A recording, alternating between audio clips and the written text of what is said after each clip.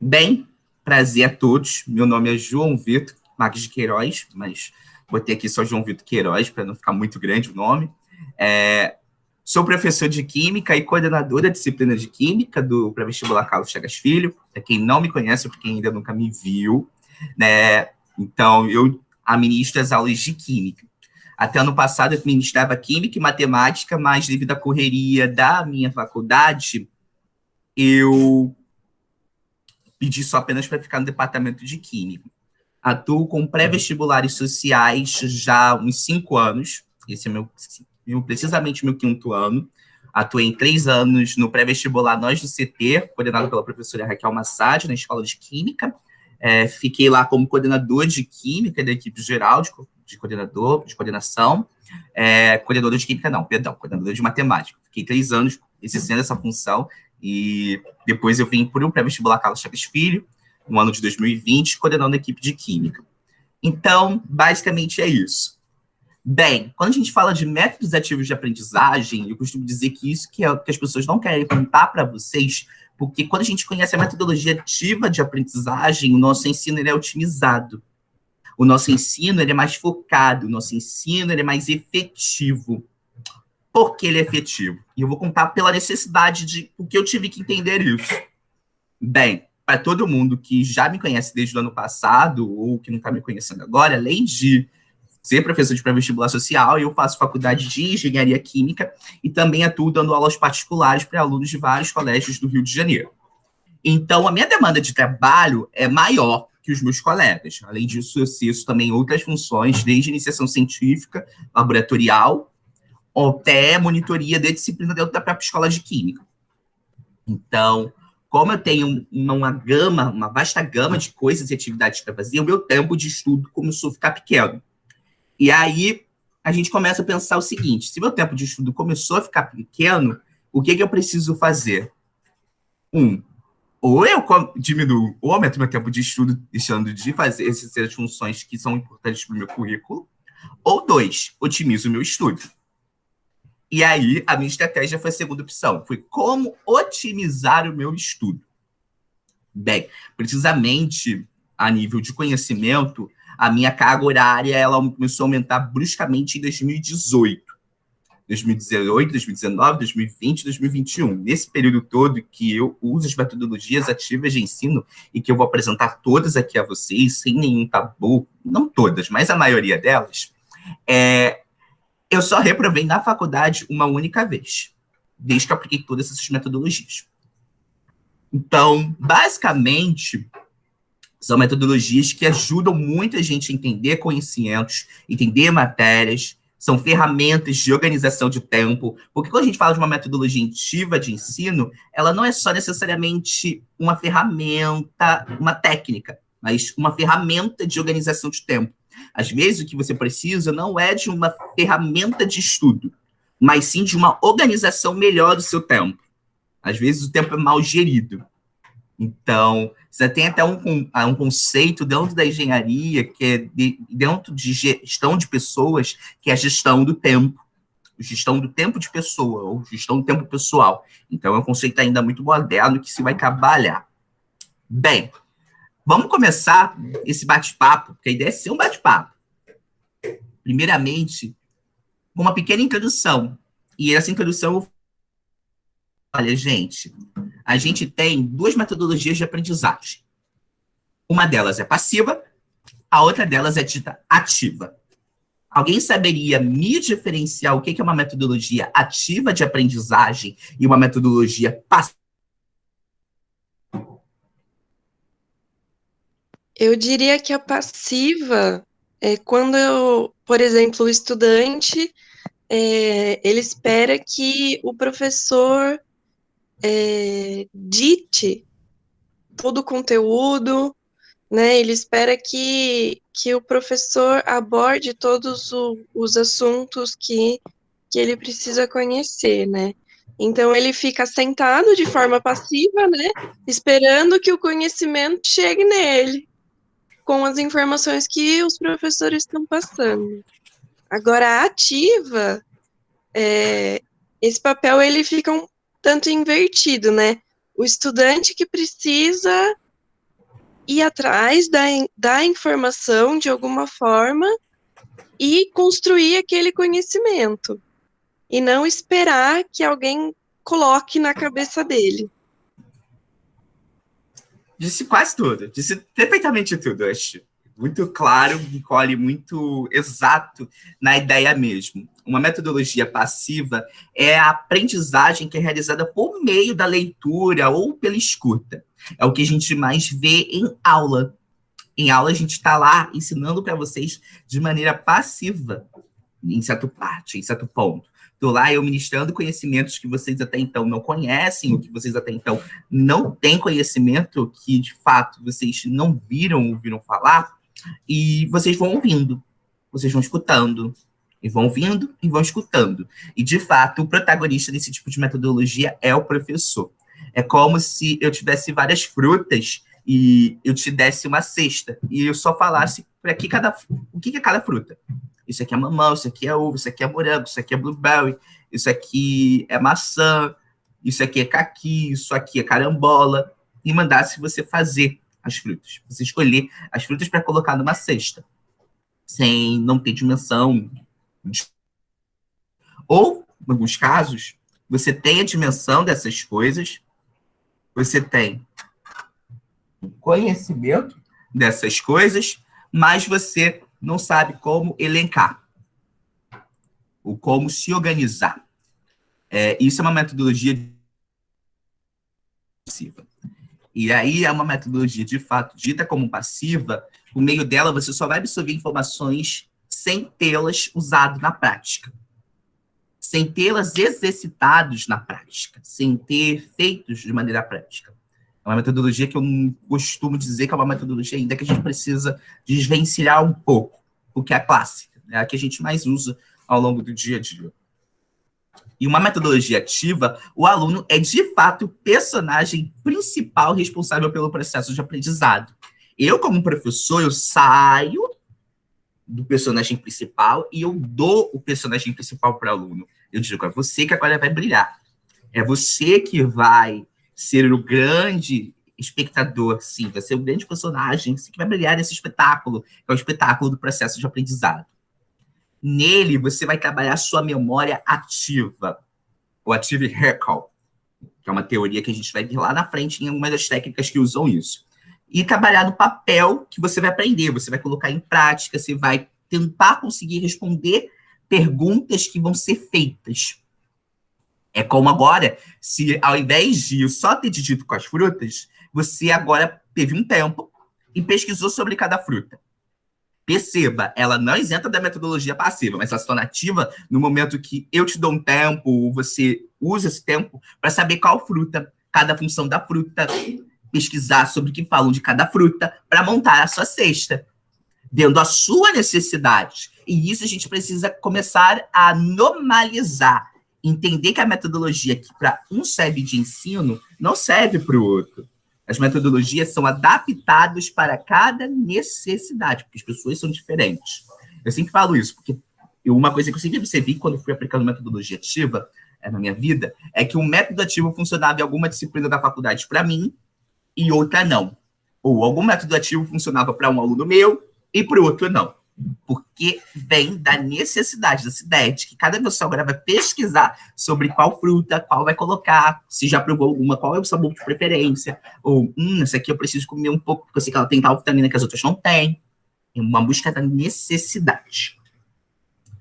E aí, a grande chave, a grande ideia é entender como a gente aprende. Como a gente aprende?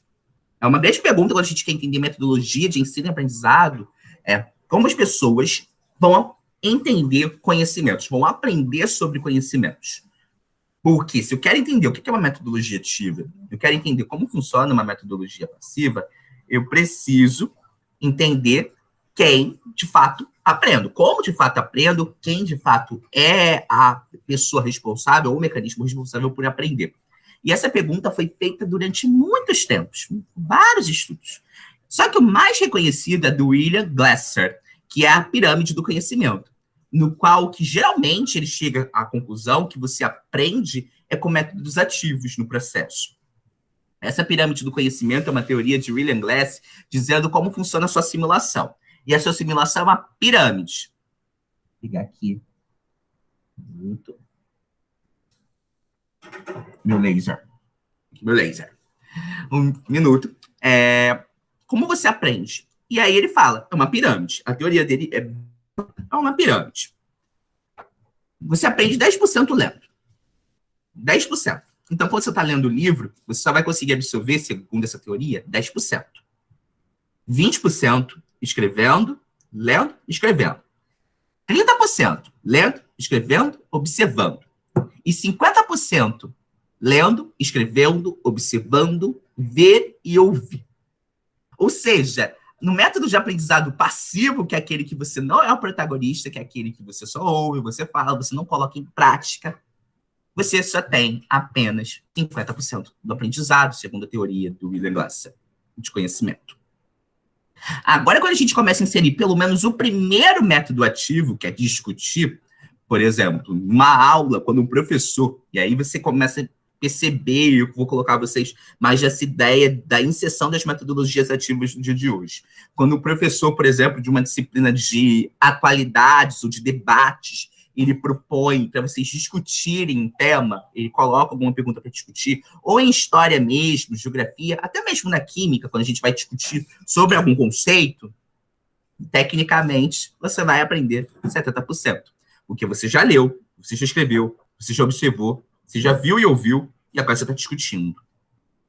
Melhor, ao final da aula, o professor sempre passa o quê? Uma lista de exercícios, ou uma atividade de exercícios, para que você coloque em prática aquilo que você viu na aula teórica. E com isso você vai para 80%.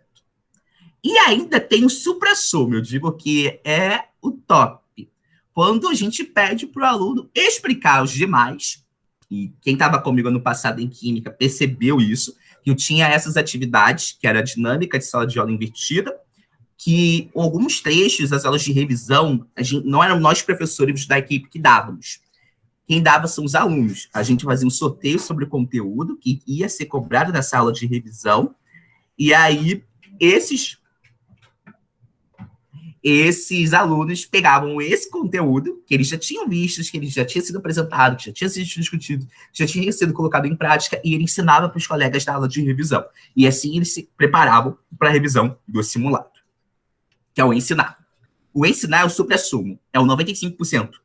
Quando você ensina alguém, você pode achar que você não está sabendo de nada, que você não está usando nada. Na verdade, você está usando uma das metodologias ativas mais poderosas que temos, que é ensinar. E a maioria das metodologias ativas vai trabalhar com uma pequena ideia de ensino.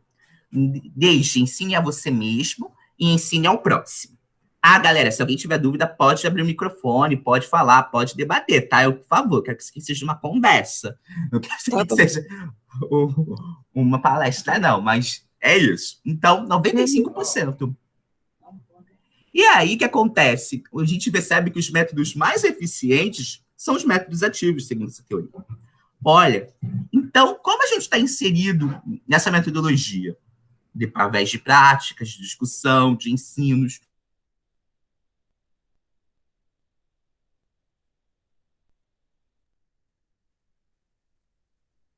Gente, caiu? Eu não, eu fico olhando se eu cair, porque meu roteador quer me brincar hoje comigo, assim.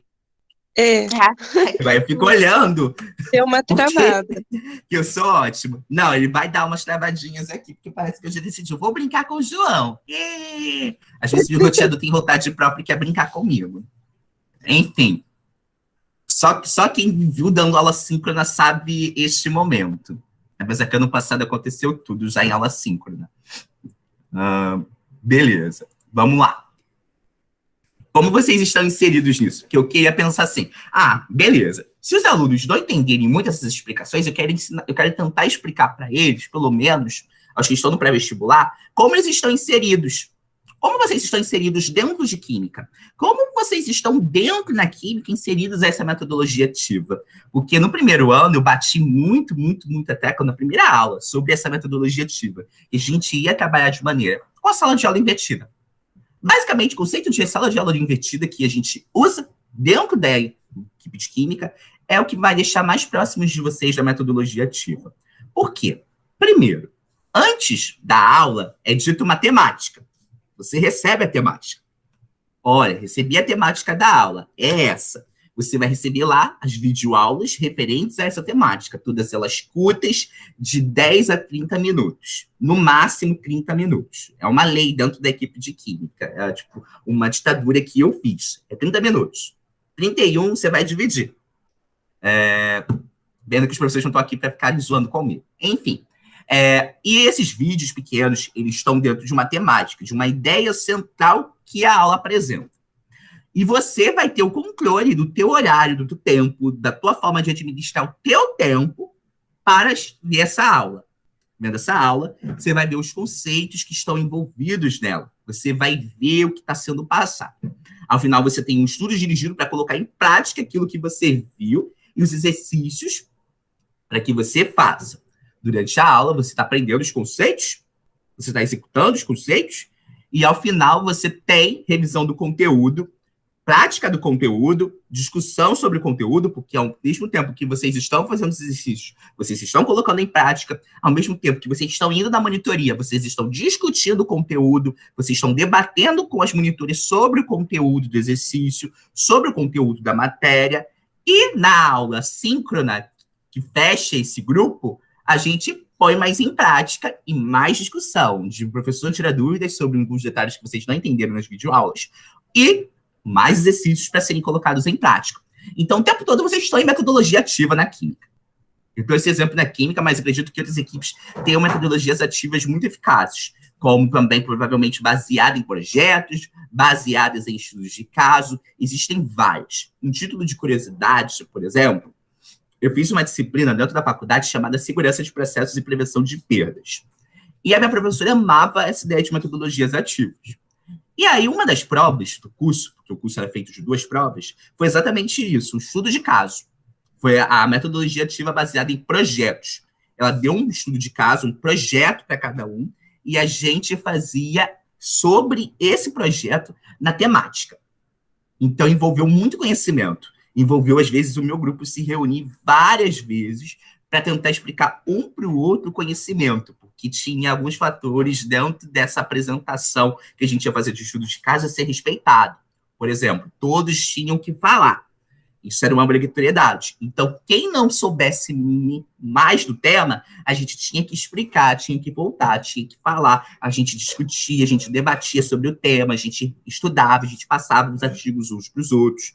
E isso ajudou muito a gente. Não diria só a gente como uma turma inteira, mano. Tanto que a professora até depois mandou mensagem para a turma dizendo que todo mundo chega gabaritado à prova porque o nível das apresentações foi muito elevado.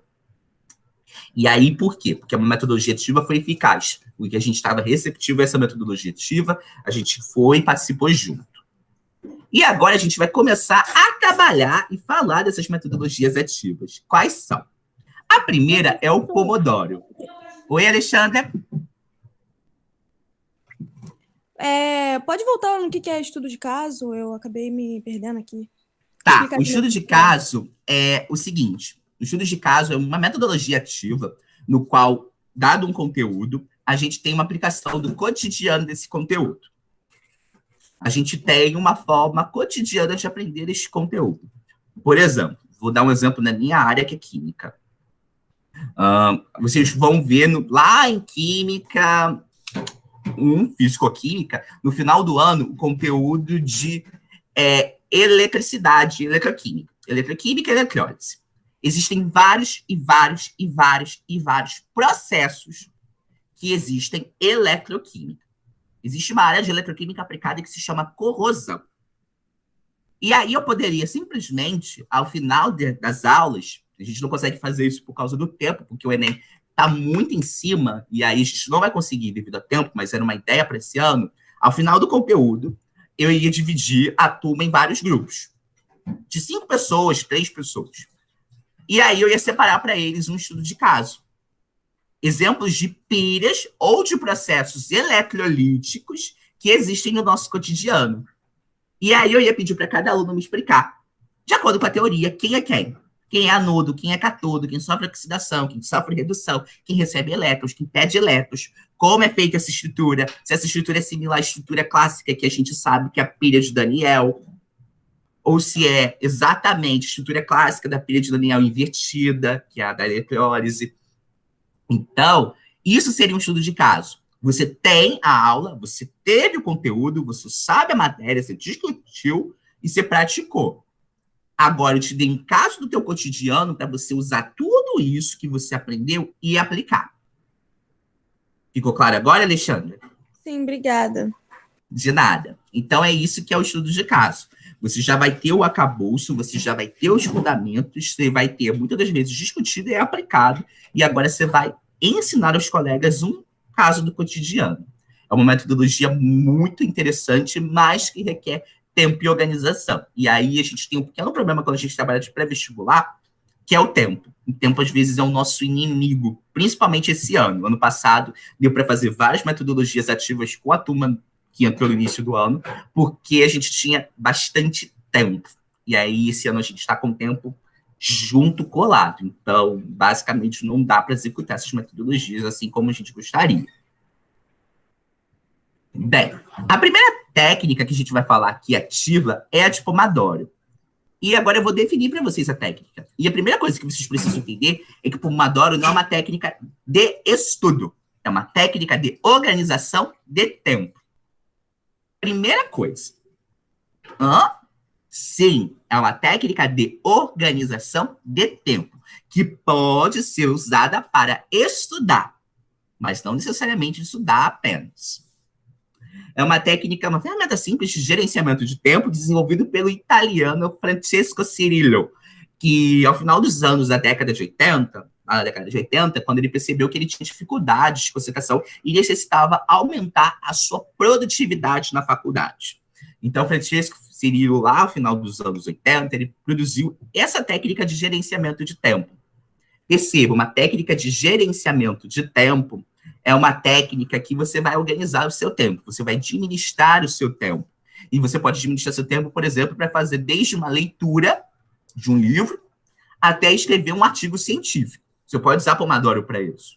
Fazer uma prova assíncrona, tipo um concurso, você pode usar o Pomodoro para isso. Falo isso porque eu uso essa ideia do Pomodoro um pouco na minha vida, não tipo a técnica de gerenciamento do tempo. Eu prefiro trabalhar com outras, mas a Pomodoro é a clássica e é a melhor para vocês começarem a fazer, principalmente para quem não tem ritmo de estudo. Como assim, João Vitor? Tem gente que consegue sentar a bunda na cadeira e conseguir estudar sem intervalos horas e horas e horas. Começou assim? Não começou assim, porque eu vou dar o meu exemplo. Eu comecei a fazer 1 hora em 1 hora. 1 hora eu sentava, estudava, dava uma pausa, 1 hora eu sentava, estudava. Depois foi começando para aumentar para 1h30. Depois foi para 2. Quando eu fui ver, eu já estava em 7, 8, 9, 10, 12 horas. Principalmente agora que eu estou no meu trabalho de conclusão de curso, se eu precisar sentar 12 horas, eu sento 12 horas. Eu tenho essa tranquilidade de estudar. Principalmente se é uma temática que eu amo. Então, eu fico na temática e só percebo que eu tenho que parar quando a minha mãe já chega aqui e vai perguntar, não vai almoçar, não? Ou não vai jantar, não? Não vai comer, não? Não vai viver, não? Enfim.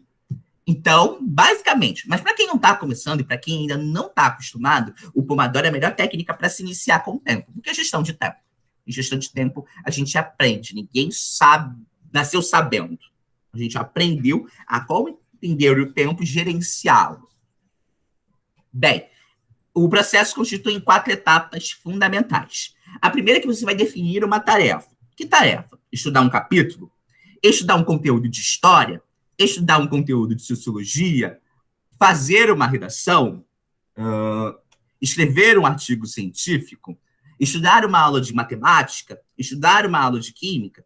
Você que vai definir. Então, a primeira coisa, no Pomodoro, antes de mais nada, é ter uma definição bem clara do que se quer fazer. Não adianta começar do nada sem ter previamente pensado o que você quer fazer, para onde você quer chegar, onde você quer ir. Porque fazer as coisas a levoar, a revoar, o que você quiser, não funciona. Não dá bem certo nessa metodologia. porque já o Pomodoro você tem ciência do que você quer fazer. Numa segunda etapa, você vai iniciar a sessão, o estudo, o objetivo, aquilo que você decidiu fazer nos próximos 25 minutos. Então, você vai ter 25 minutos de foco. Como você vai fazer isso? Cronômetro do celular, ou comprar um time step. Quando o Pomodoro entrou na moda, era ano de 2015, 2016, que o Pomodoro começou a entrar na moda. Mas ele existe desde os anos 80. E aí, eu não sei se vocês já perceberam, mas alguns cronômetros analógicos, eles têm formato de tomate, justamente para se aplicar a regra do Pomodoro. Então, você pode usar desde o cronômetro do seu celular até... O cronômetro não, o despertador, que é mais fácil. Ou o temporizador. Ou um cronômetro analógico, quem tiver. 25 minutos de foco. Eu vou estar olhando, eu vou estar fazendo, eu vou estar organizando. E aí a gente vai tirar um coleguinha da nossa frente. Ó, tá vendo esse coleguinha aqui? A gente vai tirá-lo da nossa frente. Ele vai ficar assim, bem longe. Por quê? Porque a regra do Pomodoro que é foco. E foco não é não pode ser distraído. E o celular, às vezes, é muitas das vezes distração. Se for uma coisa importante, peça para a pessoa, no momento que você estiver aplicando essa técnica, te ligar. Eu tenho pessoas, alunos meus, que quando aplicaram este método, colocavam no status do WhatsApp. Se for urgente, me ligue. Se for algo que eu possa ver depois, espere eu aguardar de estudar. É um status dele que ele botava quando aplicava a metodologia.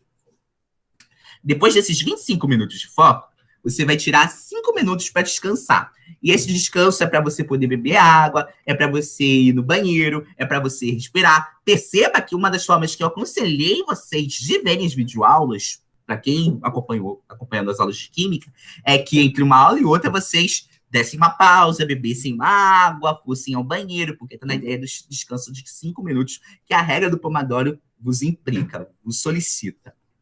Depois disso, você vai ficar alternando isso durante 4 vezes. Ou seja, foco, pausa, foco, pausa, foco, pausa, foco.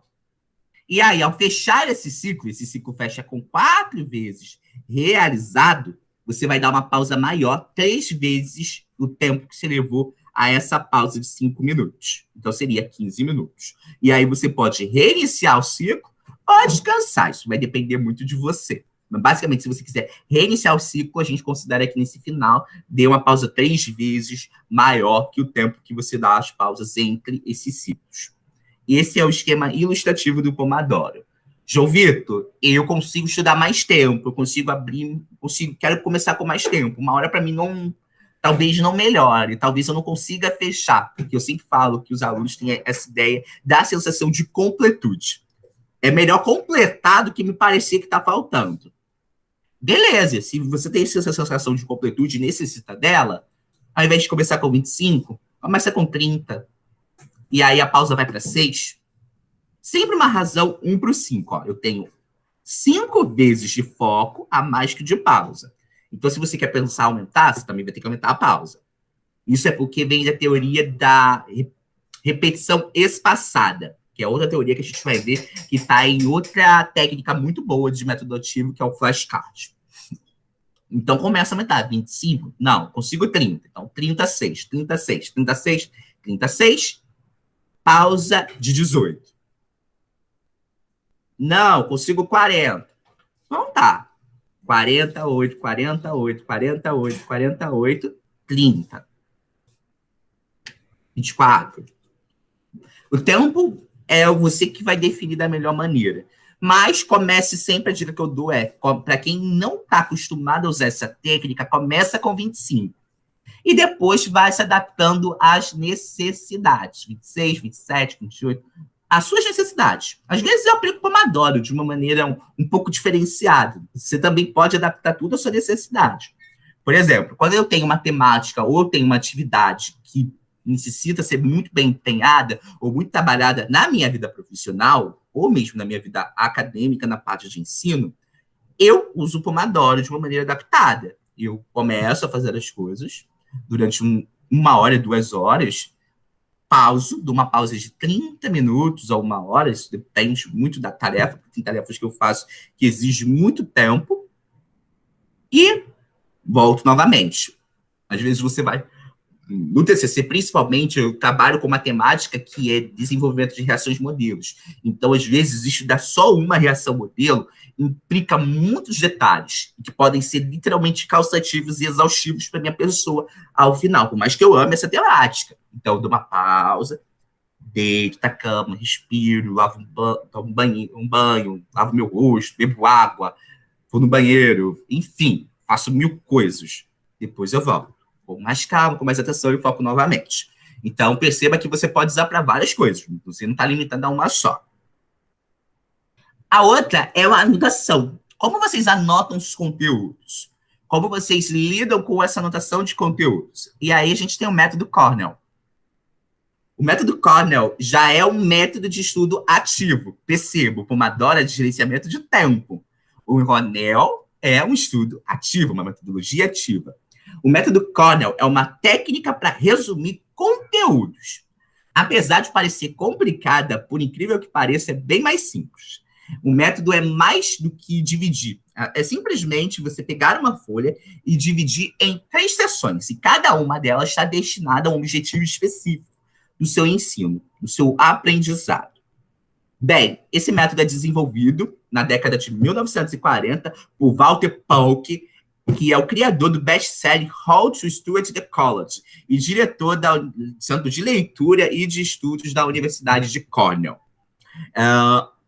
Perceba, How to Study the College in College, perdão. How to Study in College significa como você estudar para a faculdade. É isso na tradução literal para português. Como você estudar para a faculdade. Como você estudar para um colégio, para uma instituição. Seria a forma que ele observou de métodos ativos que você conseguiria aprender mais facilmente conteúdo. Esse é o Walter Paulk e esse é o livro. Na Amazon, só tem em inglês, né, uma bagatela, assim, de dólares, euros, dependendo, que eu não pesquisei, mas deve ser uma bagatela, assim, $10, que hoje deve estar 50, 60 reais por causa do dólar, né? Uma bagatela. E, basicamente, é assim o método Cornell. Perceba, você tem o título, você tem a sua folha dividida em 3 seções, a gente chama isso aqui de formato I. Esse é o formato I, que separa o título do sumário, e tem tópicos e anotações. O título, como o próprio nome diz, é título. Você vai colocar, de fato, o que você está estudando. Você vai ter uma área chamada tópicos, outra área chamada anotações e outra área chamada sumário. E como é a estrutura dessas anotações? Você vai pegar sua folha de caderno, folha de papel A4, e vai avaliar isso.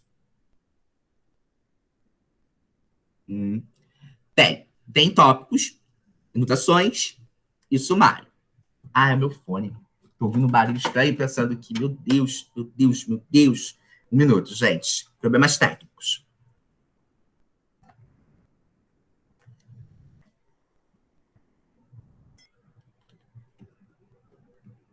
Todos estão conseguindo me ouvir? Tô sim. Ótimo. Deixa aqui.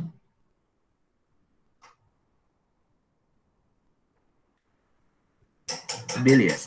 Vamos lá. Você tem anotações, sumários e títulos. No tópicos, o que você vai fazer? Você vai escrever as palavras-chave do conteúdo. O conteúdo que você está vendo, por exemplo, pensar aqui, vou pegar na física.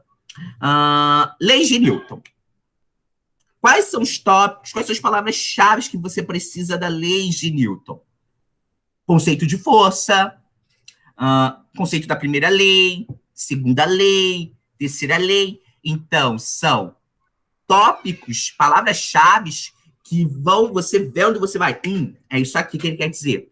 É isso aqui que ele está falando. Ou até mesmo para se organizar. Por exemplo, qual é a fórmula da segunda lei de Newton? Então, você está estudando e você vai pegar suas anotações, você pode se perder nisso. Com os tópicos, não. Você vai lá olhar os tópicos. Segunda lei de Newton, segunda lei de Newton, segunda lei de Newton. As anotações já é um espaço reservado para você escrever tudo que seu professor está explicando, ou você passar limpo na hora que você estiver fazendo. Perceba que a metodologia pode ser feita durante a aula, a administração do conteúdo, ou depois da aula, aplicando, vendo tudo detalhadamente. E aí você vai anotar todo o conteúdo que foi ministrado e tudo que você achou mais relevante ou importante desse conteúdo.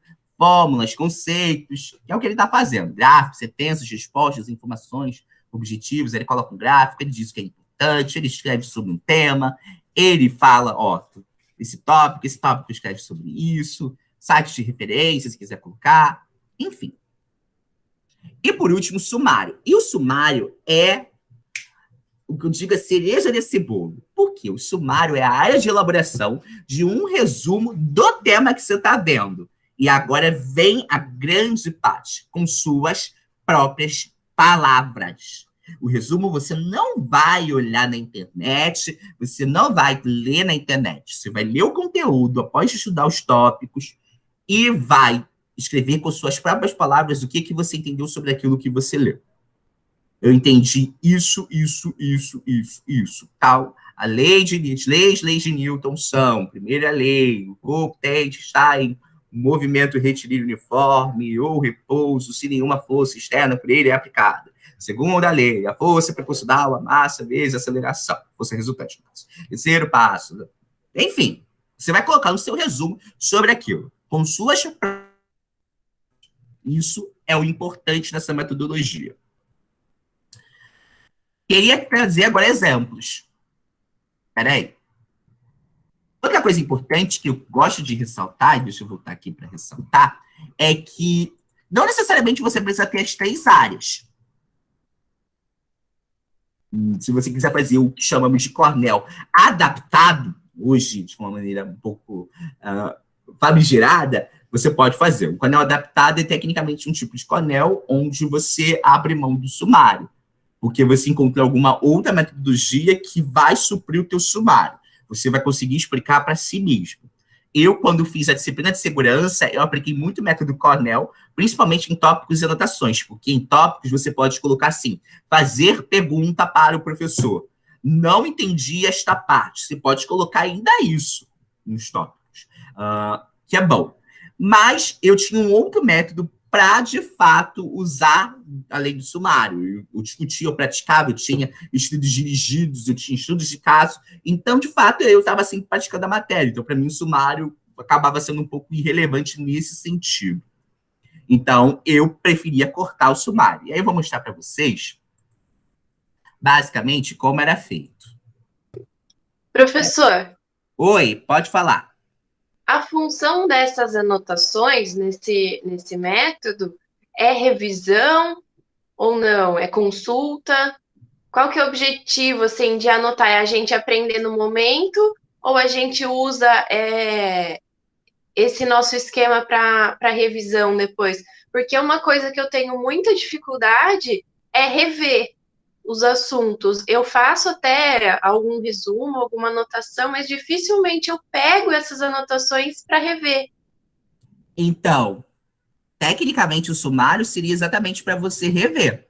O sumário tem a função de que você explique para si mesmo o que você entendeu sobre o conteúdo. Então, é uma forma que você revê. Porque o sumário, por exemplo, se você estiver aplicando o método durante a aula,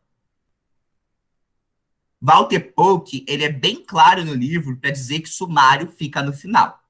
Você faz só depois da aula. Só depois da aula, passando um tempo, e eu uso o sumário para aprender. Eu uso o sumário para escrever, depois que eu li o conteúdo e vi os tópicos. Então, ele é um método de revisão nesse sentido do sumário. Os tópicos e as anotações são maneiras de organização. Tópicos e anotações trabalham junto para se organizar, porque às vezes você está lendo, você está vendo. E o sumário é uma forma de você revisar, porque você só faz isso depois de ter lido o conteúdo. Então, se eu estou fazendo durante a aula, eu faço só depois que acabar a aula. Ou um tempo depois que acabou a aula. Se eu estou fazendo pós-aula, eu ainda vou ter que deixar mais um tempo depois de ter escrito. Isso ficou claro? Sanei a sua dúvida? Sim, perfeito. Obrigada. E aí eu vou mostrar para vocês aqui. Eu trouxe as minhas anotações de segurança, que até minha professora achou tão linda, que ela carinhosamente ligou pro meu celular falando assim, eu quero tudo para mim, me manda. Carinhosamente. São os meus amigos. Aqui, deixa eu pegar uma que é bem legal, com muita fórmula. Modelagem de dispersão atmosférica. Aqui, ó. Título. Assim, geralmente eu faço tudo no Word. Eu já tenho a paciência de fazer no Word, porque como eu uso duas telas, então uma geralmente eu vejo a aula, outra geralmente eu digito. E eu digito mais rápido do que eu escrevo.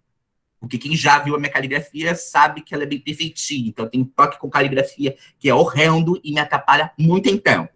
Detalhe, isso se chama autoconhecimento. Eu sei que minha caligrafia é linda, maravilhosa, só que eu tenho um toque com ela. Então, eu sei que ela é uma desvantagem para mim.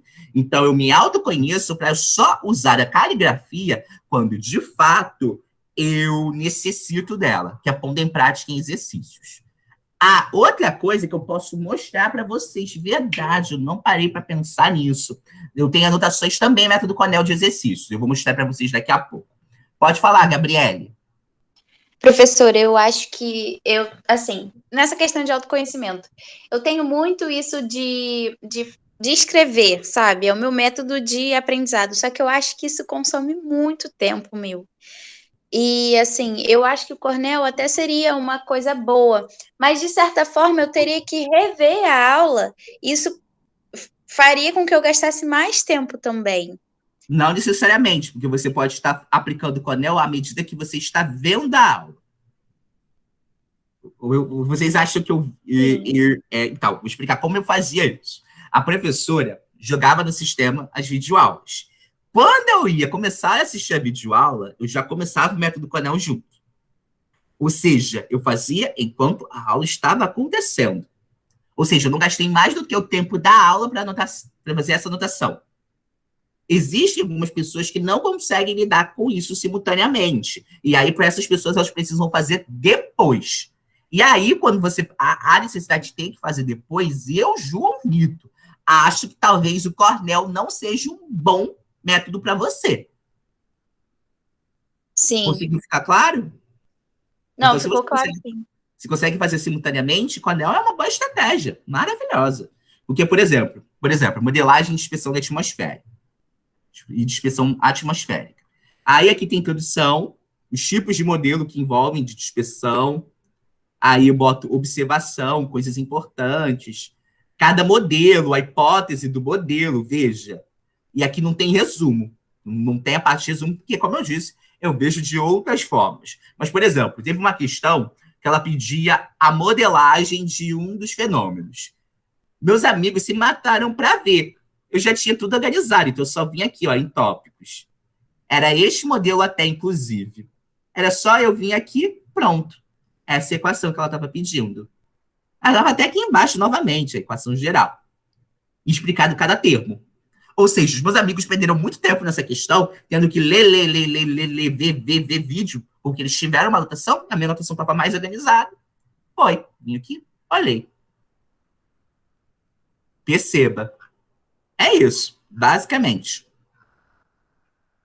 E aqui poderia colocar o resumo e escrever o que eu estava vendo, estava entendendo de cada conteúdo. Ou colocar um resumo no final também, não teria esse problema. Posso colocar no final da aula, porque eu dividia por aulas. Cada número é um módulo. Então, eu fazia mais por módulo, que era mais fácil para mim. E aí eu poderia colocar o resumo sobre o que eu aprendi sobre o conteúdo. Também existe em exercícios. Vou pegar aqui um dos exercícios que eu já entreguei usando o método Cornell. Deixa eu ver aqui. Porque é aquela história, quem sabe fazer, faz ao vivo. Eu tinha planejado a aula, mas aí no meio agora eu falei, pô, tem para exercício. Por que não usar? Por que não aplicar? Bem, se meu Drive quiser colaborar comigo e abrir, eu aplico. Mas ele não está muito afim de colaborar. Mas depois eu posso mostrar para vocês depois, numa outra ocasião necessária. Deixa eu ver. Não está abrindo. Abriu, obrigado. Valeu. Engenharia.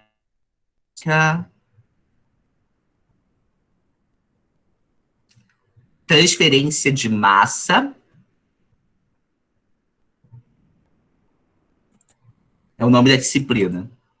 Eu amava o Cornell para usar, para apresentar as listas. Listas resolvidas. O Cornell, por exemplo, nessa disciplina, transferência de massa, para mim, foi melhor do que usar na teoria.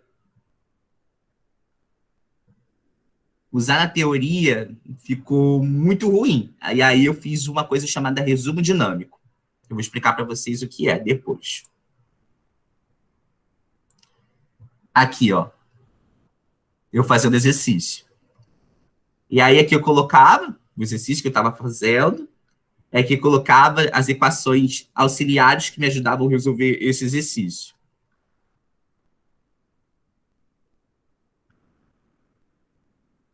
E aí continuava, ó. As equações auxiliares. Tenho, ó, definição. Marcação dos itens que ele pedia.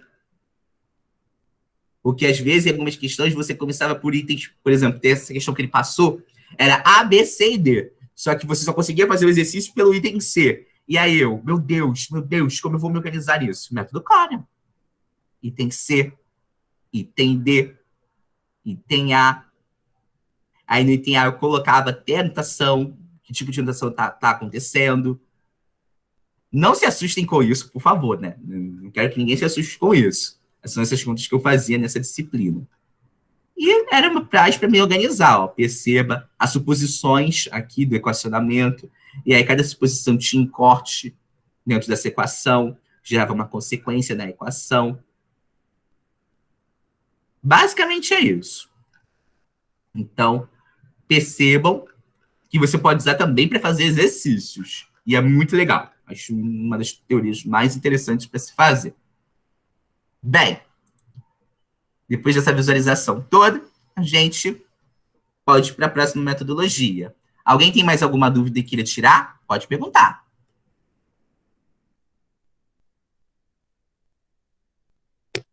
Tá tranquilo, prof. Nenhuma dúvida por enquanto. Ok, então vamos seguir. E vamos para a famosa mapa mental.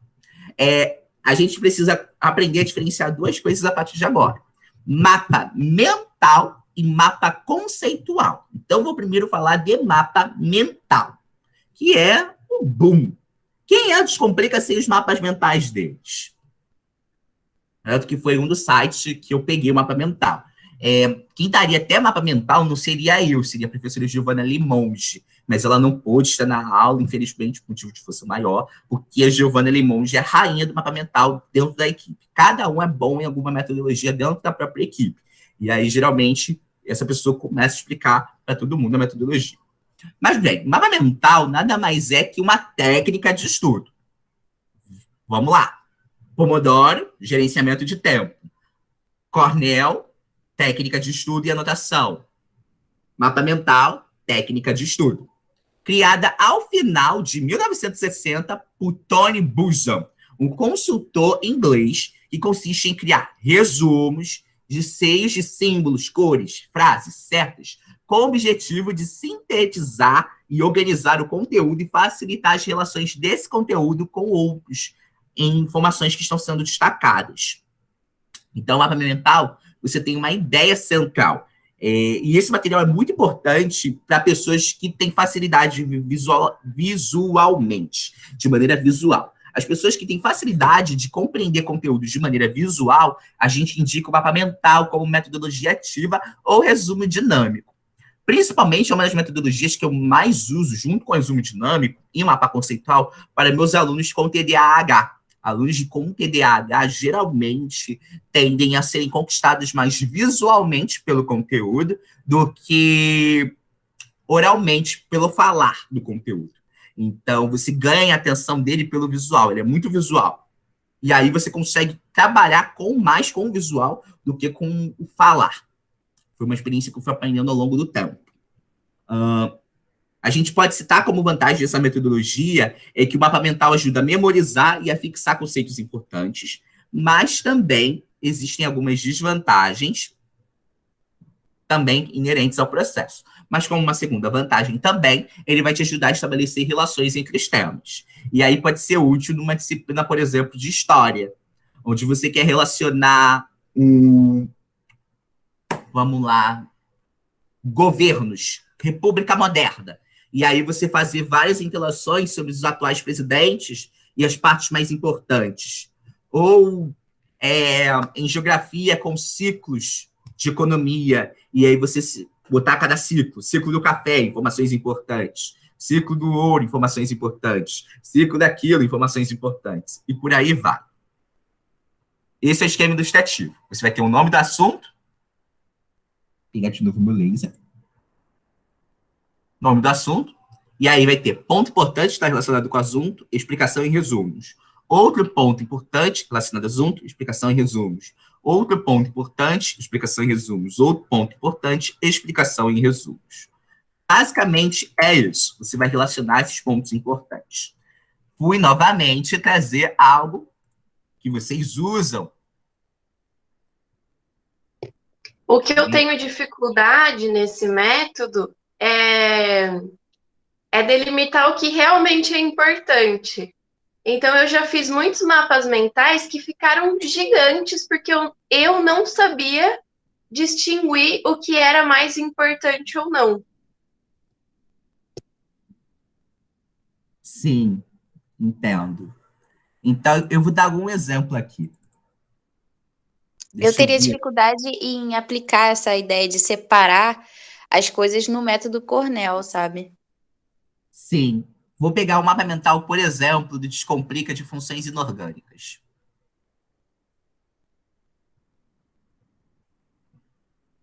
Vou tentar ver se eu consigo aumentar aqui. Consigo. É o mapa mental de funções inorgânicas do Descomplica. Bem, primeira coisa, a gente está vendo o conteúdo de funções inorgânicas, certo? Foi a última aula. Quem sabe quais são as 4 funções inorgânicas importantes? Professor, eu não sei. Não lembro, Ácidos, não recordo. bases, sais e óxidos.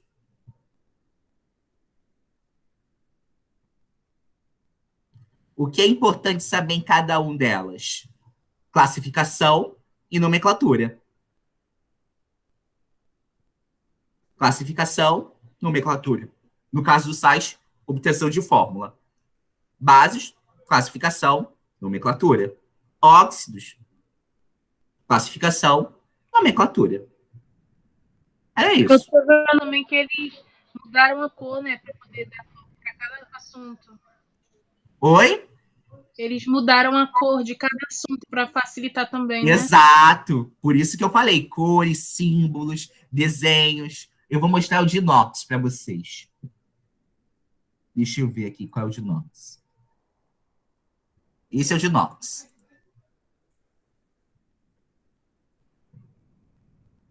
Por exemplo, de inox, em número de oxidação, a Bruna ensinou vários exemplos. Ela falou dos casos que tem inox fixo, por exemplo, hidrogênio, que tem inox mais 1, porém, em hidretos, que é quando a gata no final, ele é menos 1. Outros exemplos com inox fixo, que é o grupo 1 e a prata, mais 1, grupo 2 e 5, mais 2, alumínio, mais 3. Exemplos com inox variáveis, substância simples. Exemplos de cálculo de inox em espécies neutras e espécies iônicas. E o inox do oxigênio. Perceba que isso é importante nesse sentido, de entender o que é importante da matéria, se chegar e perguntar o que é importante. E talvez o que já seja importante está lá, provavelmente, nos objetivos da aula.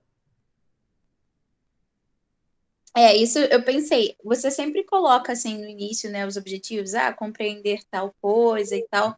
Isso na sua aula eu consigo diferir. Mas tem professores que eles não fazem isso.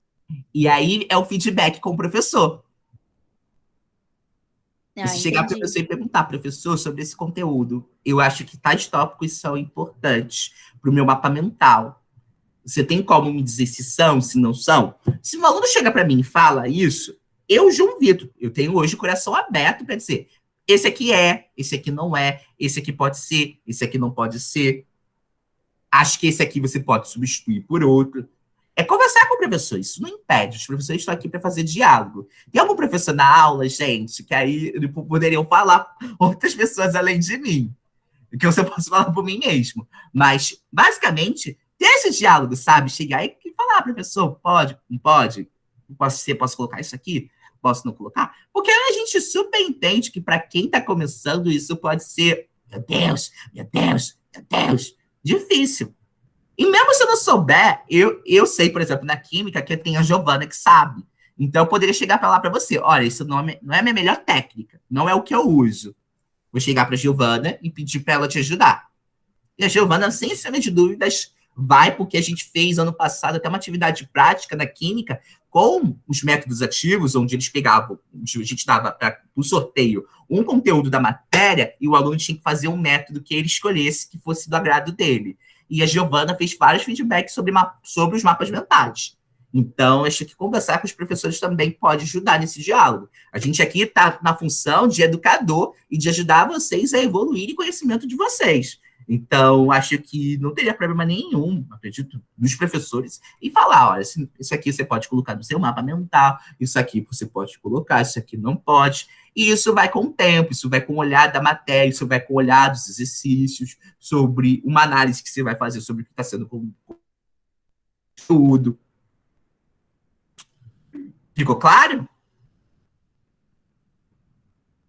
Ficou claro, pessoal? Sim, sim. Sim, então, professor. basicamente é isso. Então, tendo dúvidas, conversem.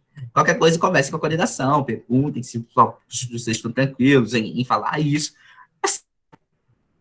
De química, vocês podem esperar que a gente vai ajudar para vocês sempre. Então, podem ficar tranquilos. Vamos continuar, e aí a gente vai por uma outra, que é uma das minhas queridinhas também. Mapa mental que eu menos uso, então eu não tenho muito o que falar sobre ele, mas basicamente tudo que a gente conhece, sabe hoje, é isso. Outra coisa, vamos normalizar que mapa mental não precisa ser bonito. Se ficar bonito, amém, beleza. Se não ficar, também beleza. Porque há um pequeno problema hoje que eu vejo sobre o mapa mental, é que ele foi muito estilizado. E assim, nem todo mundo é craque em desenho, nem todo mundo sabe ser craque em desenho. E aí a gente tem ferramentas importantes ou sites importantes que fazem esse mapa mental desenhado do jeito que você quer. Então, só dá uma procurada em Studio, Goncourt e faça. Porque o importante é aprender. Não é ficar bonito. Bonito é uma consequência de algo. Eu me lembro de uma estúdio que é a minha preferida. É a Luana Carvalho. Acho que era Luana Carvalho o nome dela. É uma das minhas preferidas. Ela virou e falou assim, resumo bonito não vai te fazer você passar no vestibular. Ponto. Não vai. O que vai fazer é você ter um método ativo de ensino aplicado com prática. Ponto. Ponto. Eu sou muito enfático nisso. Porque tem gente que perde muito tempo fazendo um resumo bonito e esse tempo poderia ser usado para fazer exercício. E aí você ter feito prática. Lembre-se da teoria do conhecimento. E aí eu volto de novo essa teoria, porque com ela eu justifico o seguinte. O tempo que você perde escrevendo um resumo bonito, você está aprendendo 20% sobre o conteúdo. O tempo que você leva fazendo exercício, colocando em prática, fazendo um resumo um pouco mais feio, ou que dá para fazer no tempo que você consegue fazer, é 80%. A gente tem um gap de 60% de diferença. Isso é muito importante.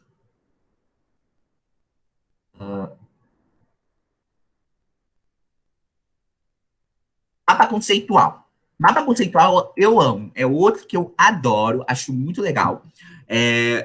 A gente teve um ano que como a gente tinha mais tempo de aula, a gente conseguiu fazer uma revisão de funções inorgânicas usando o mapa conceitual.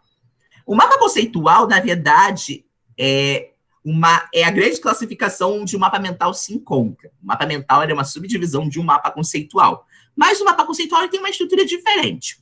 O mapa conceitual é um diagrama ou ferramenta gráfica que representa visualmente as relações entre conceitos e ideias. A maioria destes mapas conceituais vai descrever uma ideia-chave, ou seja, aquilo que eu quero que você saiba. Funções inorgânicas, por exemplo.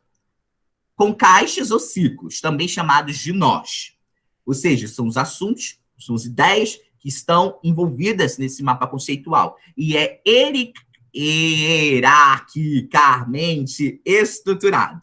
Ou seja, é de cima para baixo. Tem uma hierarquia às informações. Porque primeiro eu vejo como uma substância pode ser classificada em orgânica e inorgânica.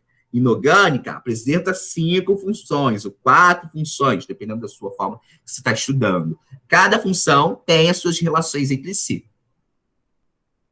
E usadas linhas que são chamadas de arcos, para relacionar isso. Essas linhas são rotuladas com palavras e faces de ligação que ajudam a explicar a relação entre esses conceitos. Bem, uma estrutura de um mapa conceitual é essa aqui que vocês apresentam nessa imagem. O mapa conceitual vai apresentar conceitos e vai apresentar proposição. É assim que a gente lê, ó. Já vou explicando até como é a leitura de um mapa conceitual, para quando a gente vê um exemplo, praticar junto. Mapa conceitual apresenta conceitos e proposição. Os conceitos ficam em caixas e são substantivos ou locuções substantivas.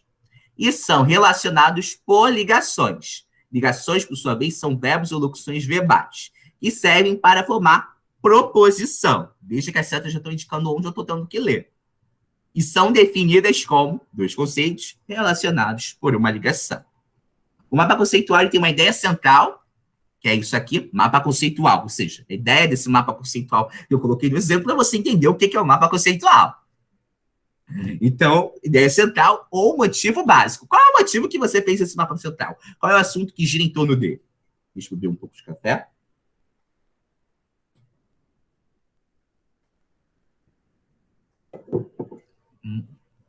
Os conceitos são unidades menores da ideia central. Por exemplo, funções inorgânicas, o conceito seriam ácidos, bases, sais e ar. Sais e óxidos. Perdão. A hierarquia, de que forma os conceitos estão relacionados? Quem é o conceito que está acima e quem é o conceito que está abaixo? Como eles se relacionam? Frases de ligação. As frases de ligação pequenas frases de efeito que vão ligar esses conceitos. E, por último, são as definições através das proposições, que são a relação dos conceitos. E aí, um exemplo de mapa conceitual é um livro que eu amo usar e que vocês vão ver em algumas aulas minhas de química, não muito enfaticamente nessa parte do curso, mas na parte que a gente for trabalhar de cálculo, de físico-química, que é o Tito e Campo. É um dos livros que eu uso, se vocês verem nas referências das aulas. Ele, no primeiro ano, ele trabalha com a ideia de elaboração de mapa conceitual para os alunos. E aí, vou vir aqui novamente, pegar... Deve estar em resumos dinâmicos. Não.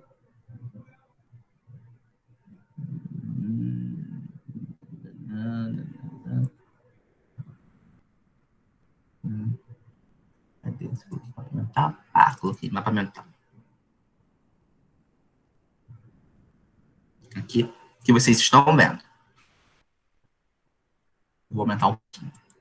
Esse é o mapa conceitual de substâncias inorgânicas. E aí, vamos lá. A ideia principal é entender o que é uma substância.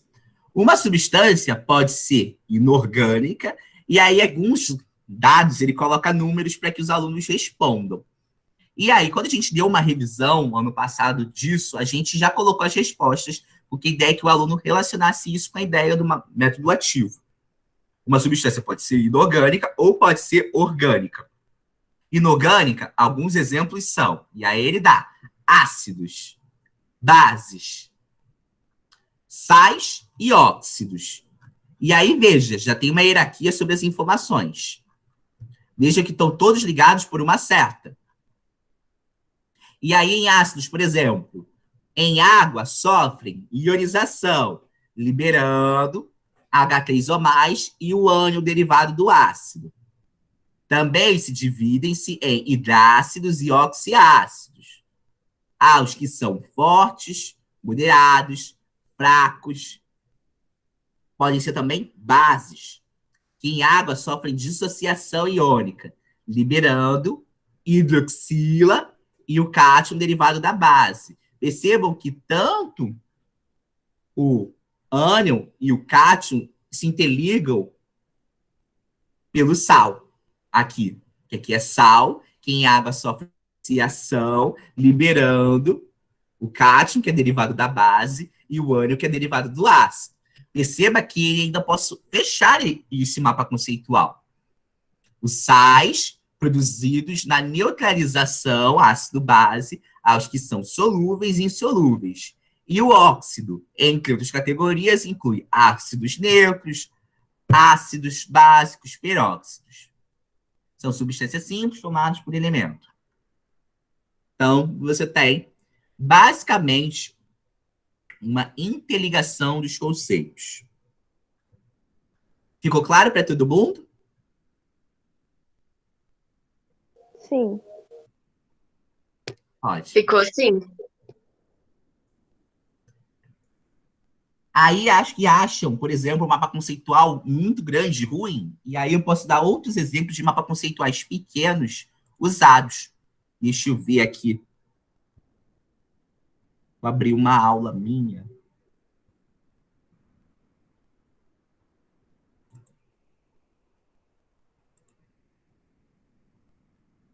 Onde eu uso o mapa conceitual pequeno. É aqui ou é aqui? É um dos dois. Não sei qual é precisamente.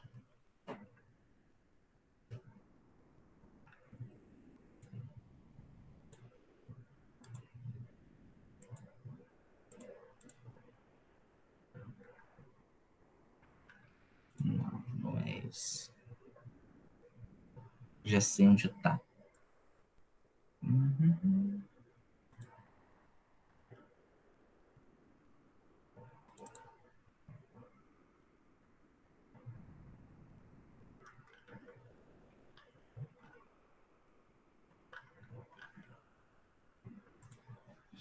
Deve estar em eletroquímica. Turma, eu tenho eletroquímica para turma 2.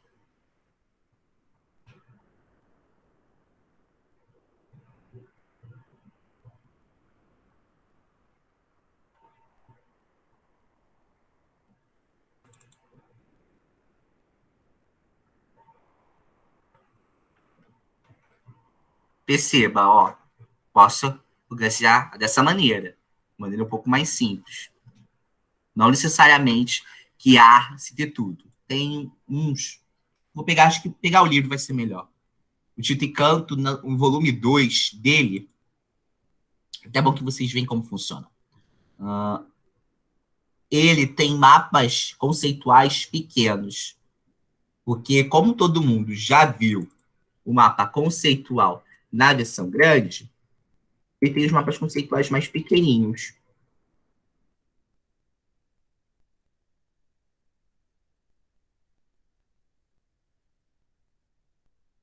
Porque tem gente que pensa que mapa conceitual tem que ser grande pra caraca. Não necessariamente, podem ser bem pequenos. Eu gosto do capítulo dele de isso aqui. Aí ele começa a falar. Deixa eu ver. Aqui ele começa, por exemplo, a dar um exemplo aqui, ó, de um mapa conceitual pequeno e não muito grande, ó. Célula eletroquímica, ela pode ser uma célula galvânica, em que ocorre óxido-redução espontânea, que produz corrente elétrica. Ou pode ser uma célula eletrolítica, em que ocorre óxido-redução não espontânea, provocada pela corrente elétrica denominada de eletrólise. Perceba que ele não precisa ser também tão grande assim. Ele pode ter um conceito um pouco mais enxutado aqui. Tá bom? E geralmente quando a gente olha um mapa conceitual grande, a gente acha, meu Deus, meu Deus, meu Deus. Mas basicamente pode ser pequeno, pode ser curto, pode ser simples. Bem, Depois do mapa conceitual, a gente vai para o resumo dinâmico. Este é o meu preferido. É um dos meus preferidos. Trabalhei, dei aula muito com ele. Antes da pandemia, eu dava aula bastante com ele, porque é um dos métodos que eu mais gosto. Particularmente para estudo, para pré-vestibular ou para estudo mesmo. Para estudo para pré-vestibular é um dos que eu mais gosto. O que é um resumo dinâmico? Bem, o resumo dinâmico é o condensamento do conteúdo tratado no tema em forma de animação, para a fixação do conteúdo pelo aluno sendo avaliado pela execução de exercícios do aluno. É isso que vem a ideia do dinâmico. Porque ele é um resumo. Só porque ele vem a palavra dinâmico. Porque resumo, que eu saiba, não é dinâmico. Ou, o nome completo, na verdade, dessa metodologia que vocês também podem ver, é resumo esquemático dinâmico. É um outro também nome muito encontrado. Por quê? Porque essa técnica vai se basear nas duas funções cruciais de um resumo. Para quem não sabe, o resumo tem duas funções cruciais. A primeira é que você tem que fixar a teoria à medida que você está elaborando. E o segundo é que você tem que revisar rapidamente muitos assuntos ao longo do estudo. É o que vai poder te proporcionar. Beleza, João Vitor, e agora? Meu Deus, Derek, meu Deus, e agora? Bem, o resumo dinâmico, ele vai ser um resumo que você vai fazer no início. Fiz aqui um resuminho. E aí, eu vou começar a fazer exercício. E aí, nos exercícios que eu estou fazendo, eu vou começar a aprimorar o meu resumo. Por quê? Porque eu vou estar fazendo exercício, vou estar vendo o que vai estar caindo, aí eu vou ver, esse tema cai mais. Então, isso aqui tem que estar no meu resumo. Esse tema cai menos. Isso aqui tem que estar fora do meu resumo. Isso aqui cai mais. Vou dentro do meu resumo. Isso aqui tem menos. Isso aqui não falam. Isso aqui ignora. Isso aqui tem sempre um detalhe que tem que ser lembrado. Então, na medida que você for fazendo exercício, porque seria o seu guia para fazer o exercício, porque ele nunca será perfeito. E a ideia é, com esse dinamismo, você chegar mais próximo da perfeição com o passar do tempo, e o resumo está apresentado às necessidades de cada pessoa pelo entendimento e compreensão que ela tem de cada conteúdo. As pessoas podem achar que é um trabalho muito grande, mas assim, só folhear os exercícios, eu particularmente tenho isso na minha concepção, mas isso pode ser também diferente. Eu, João Vitor, tenho uma facilidade de só folhear os exercícios, eu consigo elencar o que da teoria que eu vi eu necessito resumir. Porque lembra, uma ideia de resumo. Resumo, você já tem um material na sua mão que você vai resumir. Você não está partindo de uma anotação de aula. Você já tem a anotação da aula. Você já tem o material. Você vai centralizar escrevendo para ganhar aqueles 20%. Mas perceba que esses 20 vão estar sempre associados com os 80 de prática. E é isso. Eu folheando, eu já consigo perceber o que da matéria que eu estou vendo é importante no meu resumo. Então, ele nunca será perfeito de primeira? De fato, nunca será. Mas, dependendo da pessoa, ele consegue ser 80%, 90%. Por isso que eu botei em sublinhado, não botei grifado, porque isso nem necessariamente chega a ser uma definição para todo mundo. Tem gente que é boa em resumir. Eu, particularmente, sou muito bom em química. Matemática, mais ou menos. Física, eu também sou bom, mas em química, basicamente, é um bom exemplo. E aqui eu dou um resumo dinâmico. Eu dei um exemplo para os alunos de resumo dinâmico. Eles me perguntaram o que é. Vocês vão ter, em química, uma aula que é estudo dos gases. Nessa aula, não vai ser ministrada esse ano por mim, acredito eu, se eu não me engano, é pelo professor Pedro. E, basicamente, a aula vai tratar sobre toda essa teoria. Perceba, vocês vão receber toda essa teoria aqui.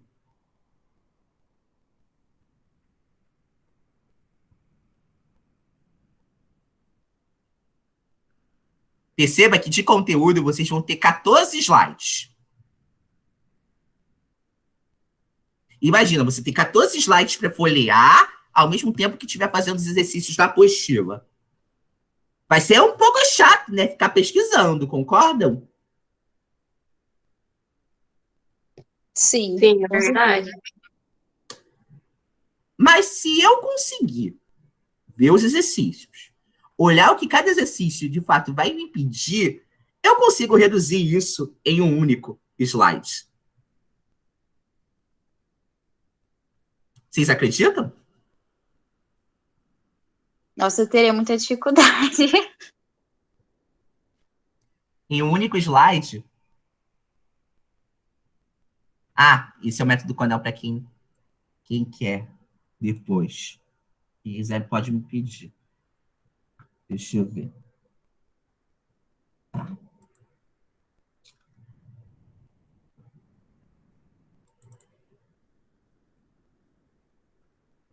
Em um único slide. E vou mostrar para vocês agora.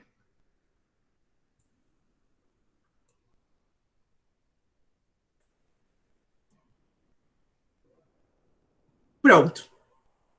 Só com esse slide. Eu peguei toda aquela aula de 14 em tudo.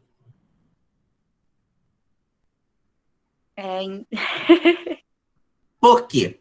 Porque vocês vão aprender que a equação geral dos gases é a expressão dessas três leis, que é a de Mariot, a de Gay-Lussac e a de Charles. Então, se vocês entenderem o conceito da consistência e souber entender e interpretar esse conceito, vocês só precisam dessa equação. Que todas as três leis vão ser obedidas pela segunda frase, de quem é constante. E isso aqui, esse terceiro ponto que eu coloquei cada uma, é caso tenha alguma questão teórica que necessite entender isso. E a outra equação é a equação de Clapeyron, onde eu preciso saber basicamente o valor de R, que pode ser dado em 2 unidades. E as observações mais importantes. Pronto. Isso aqui eu consigo matar todo o conteúdo. Vocês podem depois até testarem isso nessa matéria. Vocês vão assistir a videoaula, depois vocês podem até pedir para mim, que eu posso mandar para vocês. Ou vocês mesmos fazerem, quem quiser printar aqui, depois fazer esse resumo dinâmico e fazer a lista. Vocês vão ver que vocês só vão precisar do resumo dinâmico. Para mais nada. Quando eu dava aula, em 2019, eu usava muito a ideia de resumo dinâmico, porque, basicamente, era uma coisa mais presencial. Então, veja que os meus resumos são bem rápidos. Não há necessidade de tantos slides. Basicamente, porque a ideia é isso, é ser dinâmico. Ó. É ser dinâmico. É ser rápido. Não ficar perdendo muito tempo. Porque o aluno vai precisar de uma consulta pequena para começar a memorizar de maneira ativa. E para ter bastante tempo de aplicação. Fora que com o resumo dinâmico ele vai conseguir entender o que vai ser cobrado e não vai ser cobrado. Então, geralmente, no meio do ano, tem um aluno que gosta de revisar tudo novamente. E ao invés de ficar revisando tudo novamente de maneira passiva, de lendo, ele pode escrever e praticando novamente. O que não falta é possibilidade. É exatamente isso que vocês precisam entender da aula de hoje. A gente está dando aqui todas as instrumentações necessárias para você criar a sua para uma metodologia ativa. Aqui a gente está dando todas as ferramentas que a gente conhece. E cabe você a ver. Essa aqui eu gostei. Não, essa aqui não. Essa aqui eu amo. Não, essa aqui não. E você montar a sua. E isso vai ser feito com o tempo. Beleza? E agora a gente vai para a última, já que eu falei de resumos dinâmicos. A última, que é a flashcards. Vocês nunca imaginaram ter tanta metodologia ativa, né? Ou Nossa, já? com certeza não. Eu só conhecia o mapa mental e o método Cornell. Conheci o duas. computador mental e o não Cornell não conheci não. Viu? Essa é no mínimo 6. Eu poderia falar de mais algumas outras. Só que a gente não vai falar. Conhecia o fichamento também, mas era mais específico, né? Não, na verdade, o fichamento é uma metodologia ativa específica para leitura de livros, quando você tem que trabalhar com livros, entender livros grandes e conceitos grandes. Então, geralmente, o fichamento é mais importante nesse sentido. E também não deixa de ser uma metodologia ativa na classe de resumos, assim como o resumo dinâmico também é. Tem várias outras, eu poderia ficar horas e horas. Mas a ideia é que a gente apresentasse em vocês algumas principais, porque a grande dificuldade que a gente vê os alunos no início do ano, no início de um curso pré-vestibular, é eles entenderem que a metodologia de ensino vai ser ativa. Principalmente quando a gente foi colocado em quarentena, em isolamento social. A dinâmica mudou, o jogo mudou. Então, quando a gente fala que a dinâmica mudou, é porque você não está mais com a dinâmica clássica. Porque pela neurociência, a sua capacidade de você ver uma videoaula, de você entender o que você está falando, é de apenas 30 minutos. Por isso eu estou tentando gravar aqui, porque pode ser que talvez vocês depois esqueçam. E aí vocês possam rever. E aí eu consigo até focar exatamente no ponto que você quer ver. Porque pela neurociência, só 30 minutos tu consegue entender tudo direito. Então, nesse ponto, nesse sentido. E aí vocês são colocados numa nova realidade. Também, antes do presencial, é a mesma coisa. Vocês estão se preparando para uma prova. E muitos de vocês não sabem como estudar. E não é culpa de vocês, não é culpa de ninguém. É um conjunto de fatores adversos que fazem vocês entenderem que estudar de uma maneira errada. E são vários. Desde incentivo, até local, até N mil coisas. E aí o que a gente tem que trazer é a ideia de como fazer o meu rendimento ser melhor. Como a gente pode ajudar vocês a estudarem de uma maneira excelente, de uma maneira otimizada, de uma maneira boa, de uma maneira qualificada. Para ser isso. Por exemplo, quando a gente fala em prática, e as pessoas não conseguem entender que praticando é muito mais fácil escrevendo, eu vou dar um exemplo bem claro. Uma disciplina que eu era monitor dentro da escola de química era modelagem dinâmica de processos. Eu fui monitor da escola de química no período de 2019, essa disciplina. Em 2018, eu cursei a disciplina. E eu não conseguia. Eu não tinha saco na época para escrever. Ficava muito cansado pelo horário da aula, porque eram muitas aulas que eu tinha, já que alguns dias eu tinha que estar disponível para dar aula particular. Então, eu preferia, às vezes, não escrever nada. Eu ficava cansado porque as outras 2 aulas eram muito mais exaustivas e tinham muito mais conteúdo que modelagem. Mas eu exercitava horrores. Eu tinha o livro da matéria, que é o livro que a minha professora baseava das notas de aula, fica até na minha cabeceira, que é aqui, nesse canto, e eu tinha o livro de exercícios da disciplina, e eu fazia bastante os exercícios. Bastante. E aí eu comecei a fazer resumos dinâmicos. Nesse tipo de caso eu vou assim, assim, assim, assim, assim, assado. Nesse outro caso eu vou assim, assim, assim, assim, assado. Em tal coisa eu vou assim, assim, assim. Eu não tinha muito tempo para revisar, porque a prova dessa disciplina batia contra a prova de uma disciplina bem mais pesada. Então, às vezes eu ficava um dia fazendo as provas. Passei na disciplina com grau 8,9. 89% de aproveitamento. Por quê? Porque a prática me fez entender mais a matéria do que só ler a teoria ou copiando na sala de aula. E aí, quando a gente fala que o método ativo, de fato, ele é efetivo e ele faz você ter uma otimização, é que, em média, eu precisava só estudar para modelagem 2 a 3 horas por semana, que é o tempo que eu fazia os exercícios. Que era no sábado, geralmente, quando eu não estava dando aula. Ou seja, em 2 a 3 horas por semana, eu aprendia mais que meu colega que fazia, anotava, estudava. Perceba que a metodologia ativa, quando bem inserida e quando bem aplicada, ela pode fazer total diferença para vocês. E a minha ideia é fazer isso. E esse ano, por exemplo, foi a ideia que nos fez, tanto eu como o Pedro, criar para vocês uma apostila com as questões do Enem, para que vocês possam já estar de posse do que está sendo cobrado em química. Sendo cobrado isso. Então, vocês já podem pôr de prática após a aula. Após a aula, vocês vão ter os exercícios da apostila para poderem ser feitos. Essa é a ideia, que seja trabalhado. E há uma inumerosidade de exercícios. A ideia que a gente também queria fazer é a sala totalmente invertida, onde a gente dá o conteúdo, dá o suporte, vocês explicam numa aula de revisão, ou a ideia de projetos. Mas isso requer muito tempo, e a gente não tem. Mas vejam que as metodologias, tanto para ensino como para aprendizagem, são inúmeras e elas querem ajudar vocês. Vamos para flashcards. E o flashcards é o último, mas é o último que é um dos mais interessantíssimos. Eu não uso muito. Na verdade, a gente usa muito, só que eu vou explicar para vocês como a gente usa na prática o flashcards. Bem, o flashcard é uma técnica de revisão que pode ser traduzida no inglês literalmente como cartão de memória. E sua relação com os estudos pode ser entendida como cartão rápido ou instantâneo. Bem, o que é isso? Os flashcards eles funcionam como cartões ou fichas, em que existirão perguntas escritas na frente e no verso vai ter a resposta dessa pergunta. É importante que em cada cartão tenha apenas uma única pergunta. E podem ter imagens, figurinhas, sons. E adivinhem onde vocês usam isso? Chutem.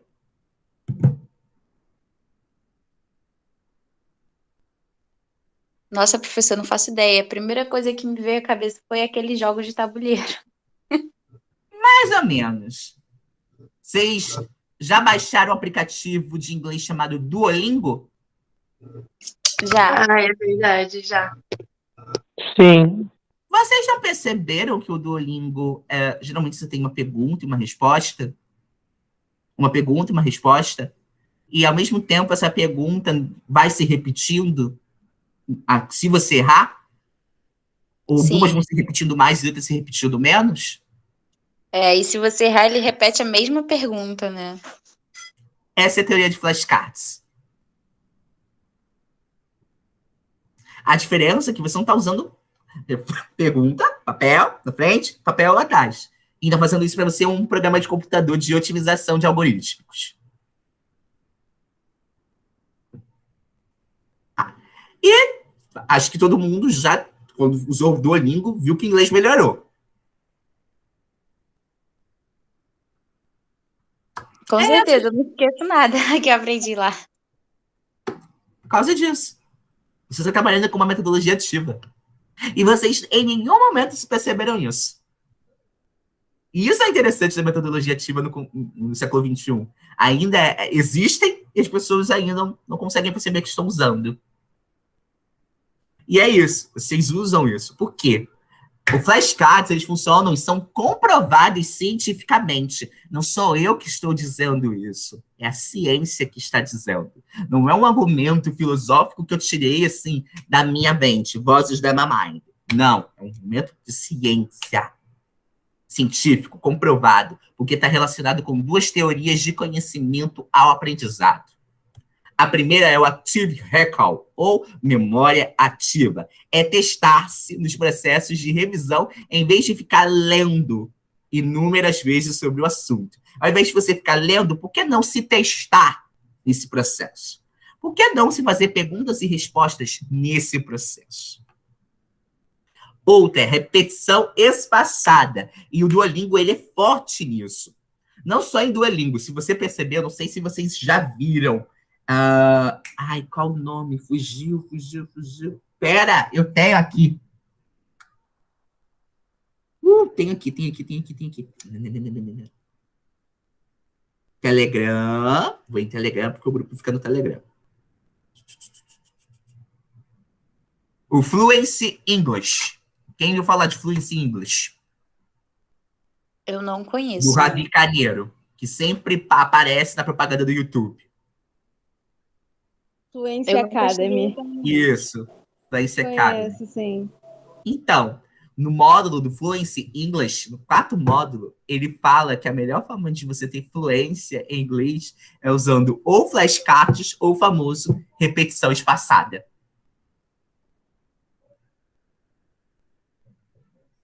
O cara é poliglota em 4 línguas.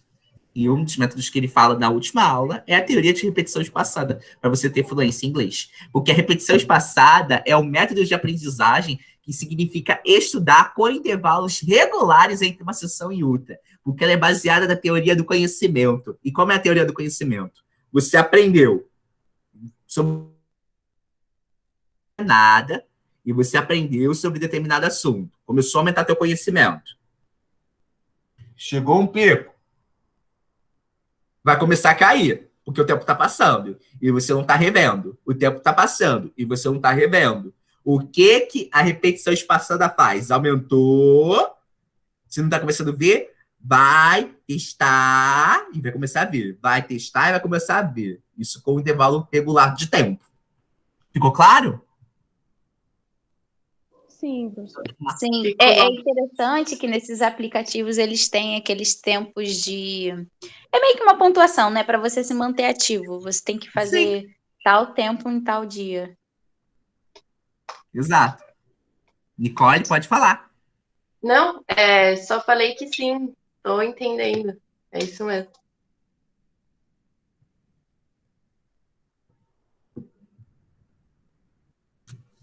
Ok. Então, basicamente é isso. Você tem uma pergunta na frente, no verso. Cadê meu laser? Não, quero meu laser.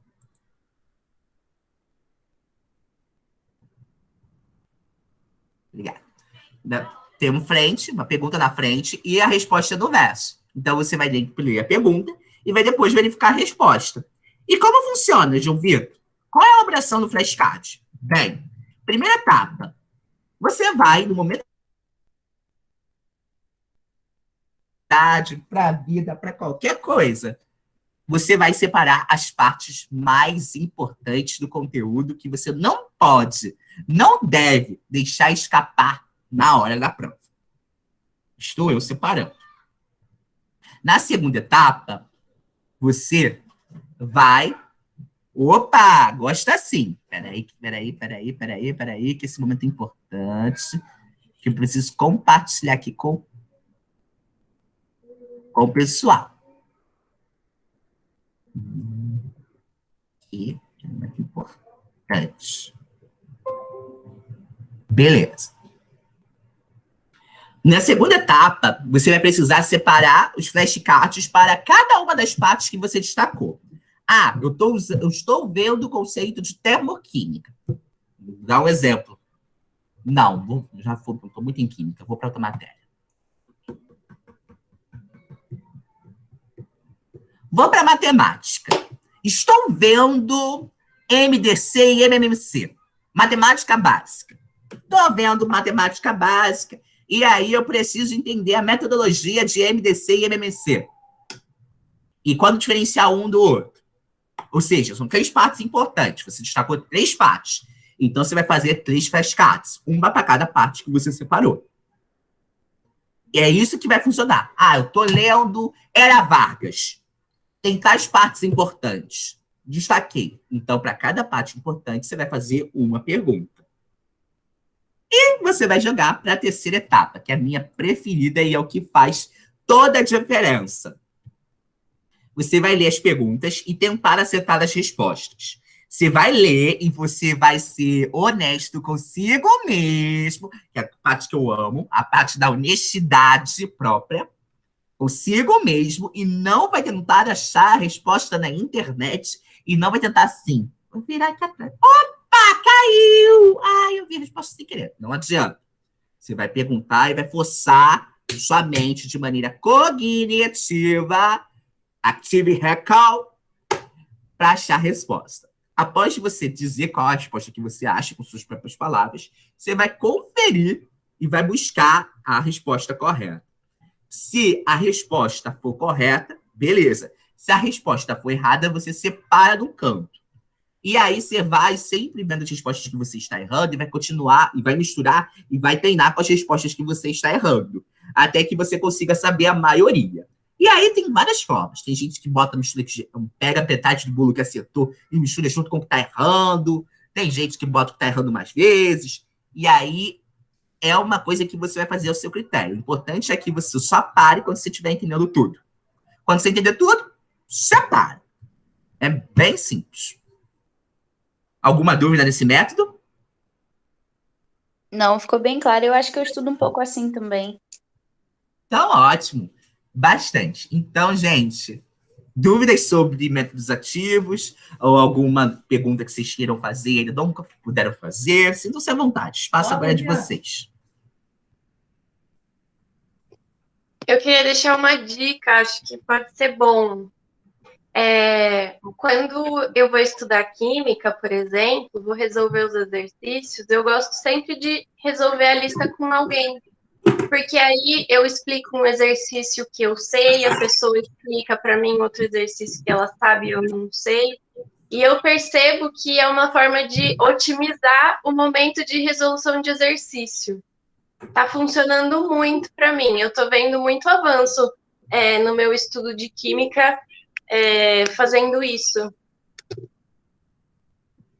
Sim, Nicole, e a teoria do Islam Glass de torre de conhecimento te faz entender isso. Por quê?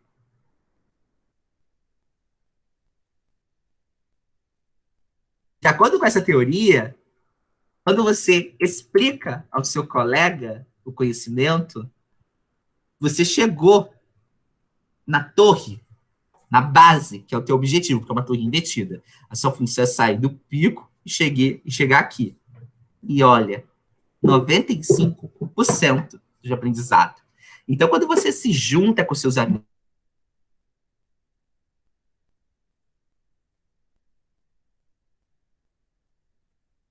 95%.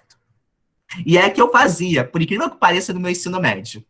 No meu ensino médio, eu pegava o pessoal que estava sempre iminência de recuperação em química, e aí eu juntava com eles antes da prova, ou durante alguns dias, e explicava o conteúdo para eles como se fosse uma monitoria. E fazia os exercícios junto com eles como se fosse uma monitoria, explicando as dificuldades deles. E foi uma das formas que eu mais aprendi química até hoje. Alguém mandou uma mensagem aqui na caixa de mensagens, eu vou ler.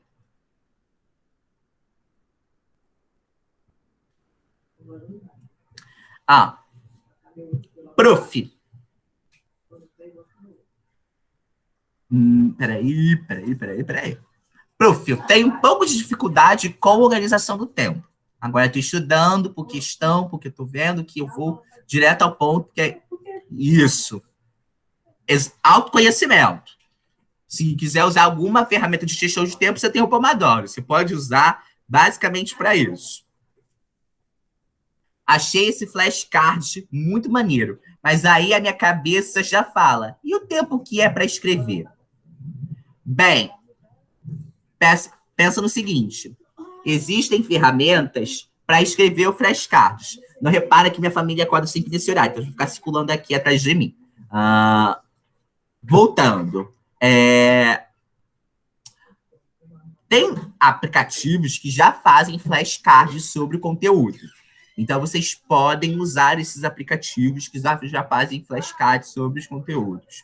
Ou você pode fazer flashcards muito rápidos, muito simples, escrever rapidamente aquilo, botar pergunta atrás. E já vai junto com uma ficha. Tem alunos meus, e quando usam flashcards, alunos não, tem professores. A professora Bruna de Química, ela usa flashcards. E aí, os flashcards que ela usa são, tipo, notas de papel que ficam circulados meio que um chaveiro, se eu não me engano, e aí ela tá lendo, ela tá anotando já pergunta e resposta à medida que ela tá estudando o conteúdo. Então, veja que você tá, ao mesmo tempo que você tá estudando, você tá fazendo já teu flashcard. Não necessariamente que você vai fazer as etapas separadamente. Você pode fazer a primeira e a segunda etapa juntas, simultaneamente. Tá bom? Então, não necessariamente você vai perder tanto tempo com isso. E pensa, nem sempre é perder tempo. A gente precisa entender o que significa perda de tempo e investimento de tempo. Vocês sabem diferenciar o que é uma perda de tempo e o que é um investimento de tempo?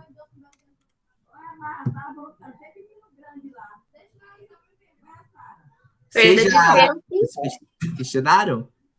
Perda de tempo, na verdade, investimento de tempo é um tempo que eu perco agora, mas eu invisto depois. Sabe quando isso acontece comigo? Eu, quando perco para entender, por exemplo, o que é uma metodologia ativa. Porque vocês estão perdendo tempo agora. Concordam? Para mim está sendo investimento, porque isso não é uma perca, isso é um investimento de tempo. Você vai dar o seu tempo precioso, que é entender o conhecimento de metodologia ativa, e no futuro vai ser um investimento para você ter um estudo mais otimizado. Você se compreender mais, e se autoconhecer mais e estudar mais. Por exemplo, vou dar exemplo meu como professor. Um investimento de tempo para mim foi eu conhecer muito sobre como funciona a metodologia de sala de aula invertida, como é uma metodologia mais adequada para vocês, como deveriam ser feitas as videoaulas, como é a edição, porque não sei se vocês percebem, mas a gravação é bem feita, pelo menos as minhas e a maioria da minha equipe. São bem feitas, são bem executadas, são organizadas. são aplicativos até uniformes entre todos os professores, a edição é bem feita, tem todo um trabalhar todo gerenciado. Isso requeriu de mim tempo para sentar, aprender, aplicar e explicar para os professores do meu departamento. Porque isso não foi perda, isso é investimento. Investimento meu, investimento da equipe, investimento para vocês, pensando em vocês, e também na nossa vida profissional. Muitas coisas que eu aplico aqui, eu uso na minha vida profissional, como professor mesmo. Muitas coisas da minha vida profissional eu trago para vocês, porque isso é investimento. Isso nunca foi uma perca do meu tempo, foi sempre um investimento do meu tempo. Então, o que vocês podem pensar é isso. Agora, por exemplo, fazer um mapa mental bonito, ou eu escrever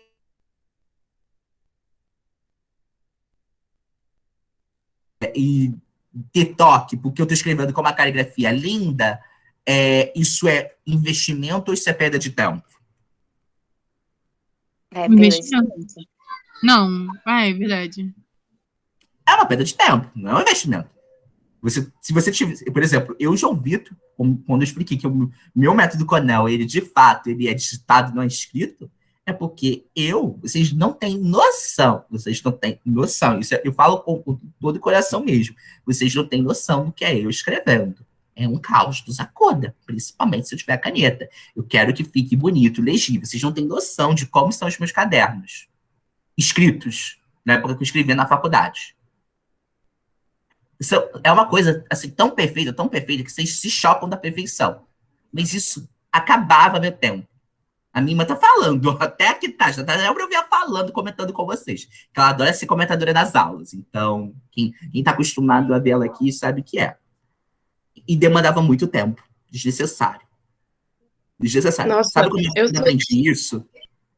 Foi em mecânica dos fluidos, uma disciplina que, para ajudar, eu tinha um desfavorecimento técnico, né? Não vou citar o desfavorecimento técnico. Eu vou citar, porque você não é muito com a minha cara mesmo. Né? Ele não vai, provavelmente, assistir essa videoaula ele também já sabe dessa coisa que eu te falei isso na frente dele. Então, tudo certo. Não ia muito com a minha aula, não gostava muito, não era algo agradável a ele. E, para piorar, eu queria ter o caderno bonitinho e organizado. Não, o caderno tem que ser organizado. Mas eu tinha o vício de ser bonitinho. E aí, eu, João Vitor, não entendia que isso para mim era uma perda de tempo. Eu achava que isso era um ganho, isso era um investimento. E aí eu aprendi na pior dose que era uma perda. Por quê? Porque eu levava muito tempo fazendo meu caderno bonitinho, bem anotado, bem direitinho, lá. Mas eu praticava até bem os exercícios, mas eu não praticava os exercícios que ele cobrava na prova. Porque eu imaginava, a gente tem uma boa falácia dentro do ensino médio, que aquilo que o professor dá na lista de exercícios pode ser o que ele cobre na prova. Já vou avisando para vocês que isso pode ser a pior ilusão que vocês podem cair. Então, procura saber se tem prova antiga do professor. Eu nunca falei sobre isso.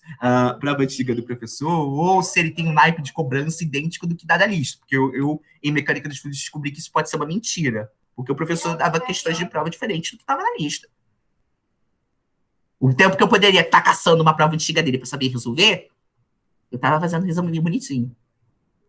E aí eu entendi que isso perdia meu tempo. Vou dar um exemplo. Outro que eu comecei a parar de escrever, comecei a digitar, e isso me fez ganhar tempo. Quântica.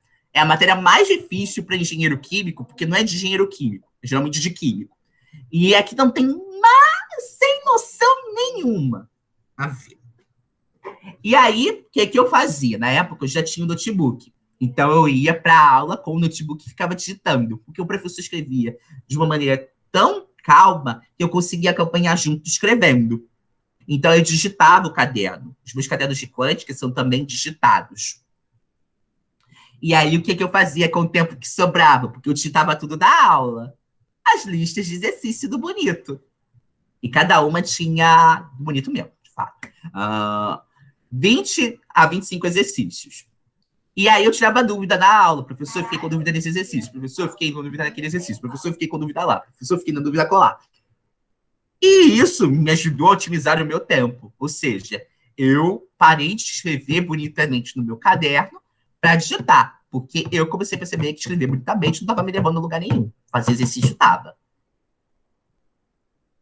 E isso é autoconhecimento.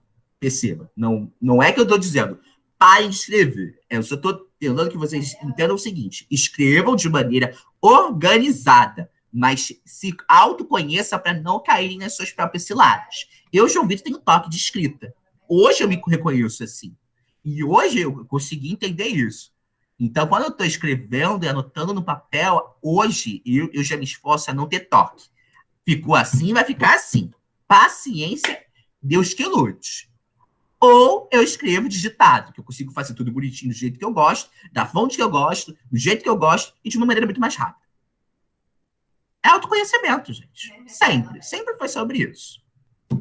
Então, é isso. Então, é isso que é uma diferença de uma perda de tempo de um investimento de tempo. Você vai perder tempo sempre quando você fizer coisas que não vão te retornar. Porque a ideia de investimento é a ideia do retorno. Perceberam isso? O investimento é sempre retorno. Você investe para ter retorno. Se você não está investindo para ter retorno, então você não está investindo, você está perdendo. Pensem assim, quando vocês estiverem fazendo alguma coisa. Vocês pensam, isso vai me dar algum retorno? Isso está me dando algum retorno?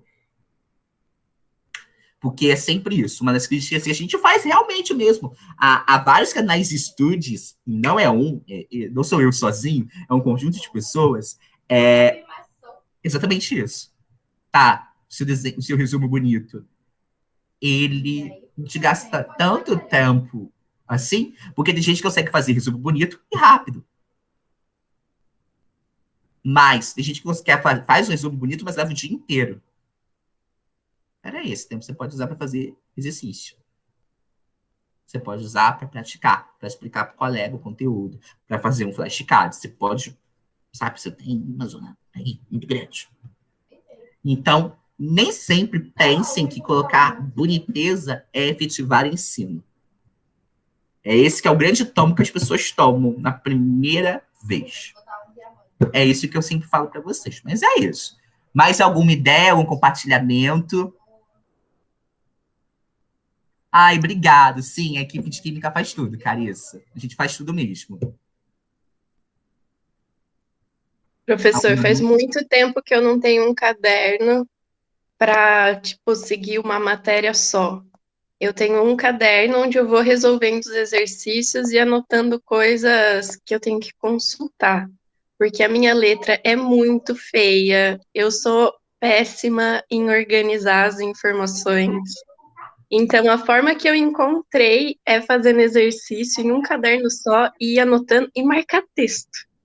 Eu uso muito marca-texto. Bom, isso é efetivo para você? Sim, quando eu tentei fazer um caderno bonito, anotar resumo de aula, eu vi que estava sendo perda de tempo. Eu consegui perceber isso. E que nem você falou, da pior forma, né? Percebi, tenho que bater a cabeça. De fato. Não. Inclusive aqui no cursinho, né? Isso é perfeito, viu? Você já sabe que funciona para você desse jeito. Você já se autoconheceu. Você agora já sabe como investir. E aí, esse tempo que você perderia fazendo o resumo bonito, você pode estar fazendo o quê? Exercício. Chamando os amigos para ensinar. E aí, lembra da torre do conhecimento. Exatamente. Veja que é isso. É isso que eu quero que vocês compreendam. A gente precisa assistir às aulas, a gente precisa acompanhar o que os professores estão falando, mas a gente também precisa pensar de maneira ativa. Ativa. É assim que vocês vão aprender. Ativa. Perfeito, professor. Muito obrigada. Essa aula foi muito boa. Eu queria agradecer, porque tem pouco tempo, assim, deve ter umas 2 ou 3 semanas, eu estava falando com a Fernanda que eu estava com muita dificuldade em fazer essa gestão, sabe, no meu estudo. Porque eu faço faculdade também, e eu estou fazendo cursinho, e eu gostaria, tipo, de continuar estudando outras coisas que eu comecei a estudar no início do ano, né? E aí eu tive que interromper muita coisa, e tipo assim, eu ainda treino, então é muita coisa para gerenciar. Só que eu não queria deixar de fazer as coisas que eu gosto para ficar só focando no cursinho e na minha faculdade, sabe? Então, assim, ainda estou um pouco em desespero, porque ainda estou atolada com a quantidade de conteúdo acumulado. Ainda mais que chegou agora o final do semestre, né? Tive que fazer um monte de avaliação. Então, acabei, tipo, jogando tudo pro lado e focando só nas avaliações. Só que isso, para mim, assim, é muito importante investir nessa gestão de tempo, sabe? Porque isso é algo que realmente vai me ajudar. E não vai me fazer querer desistir de alguma coisa tão importante quanto o cursinho. Olha, o que eu posso também te aconselhar... Peraí.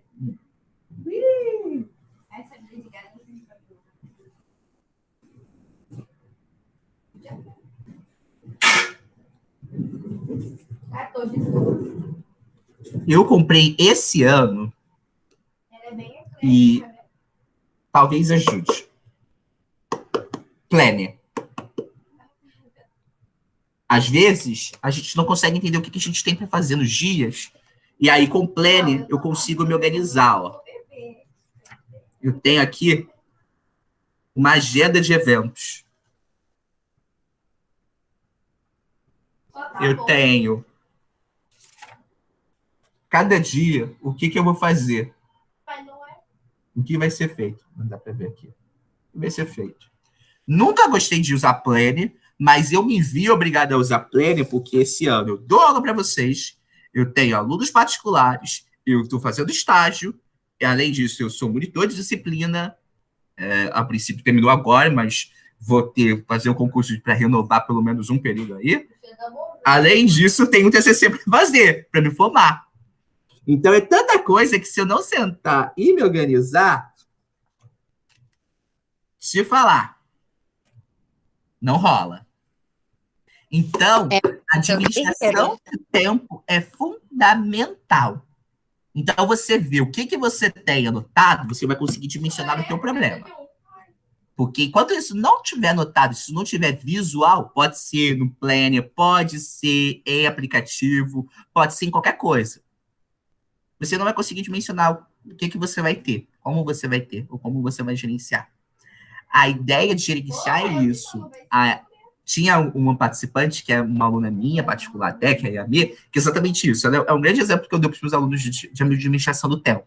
Ela consegue administrar o tempo dela de aula, consegue administrar o tempo para fazer as atividades dela, ela consegue administrar o tempo de estudo de uma maneira melhor para ela.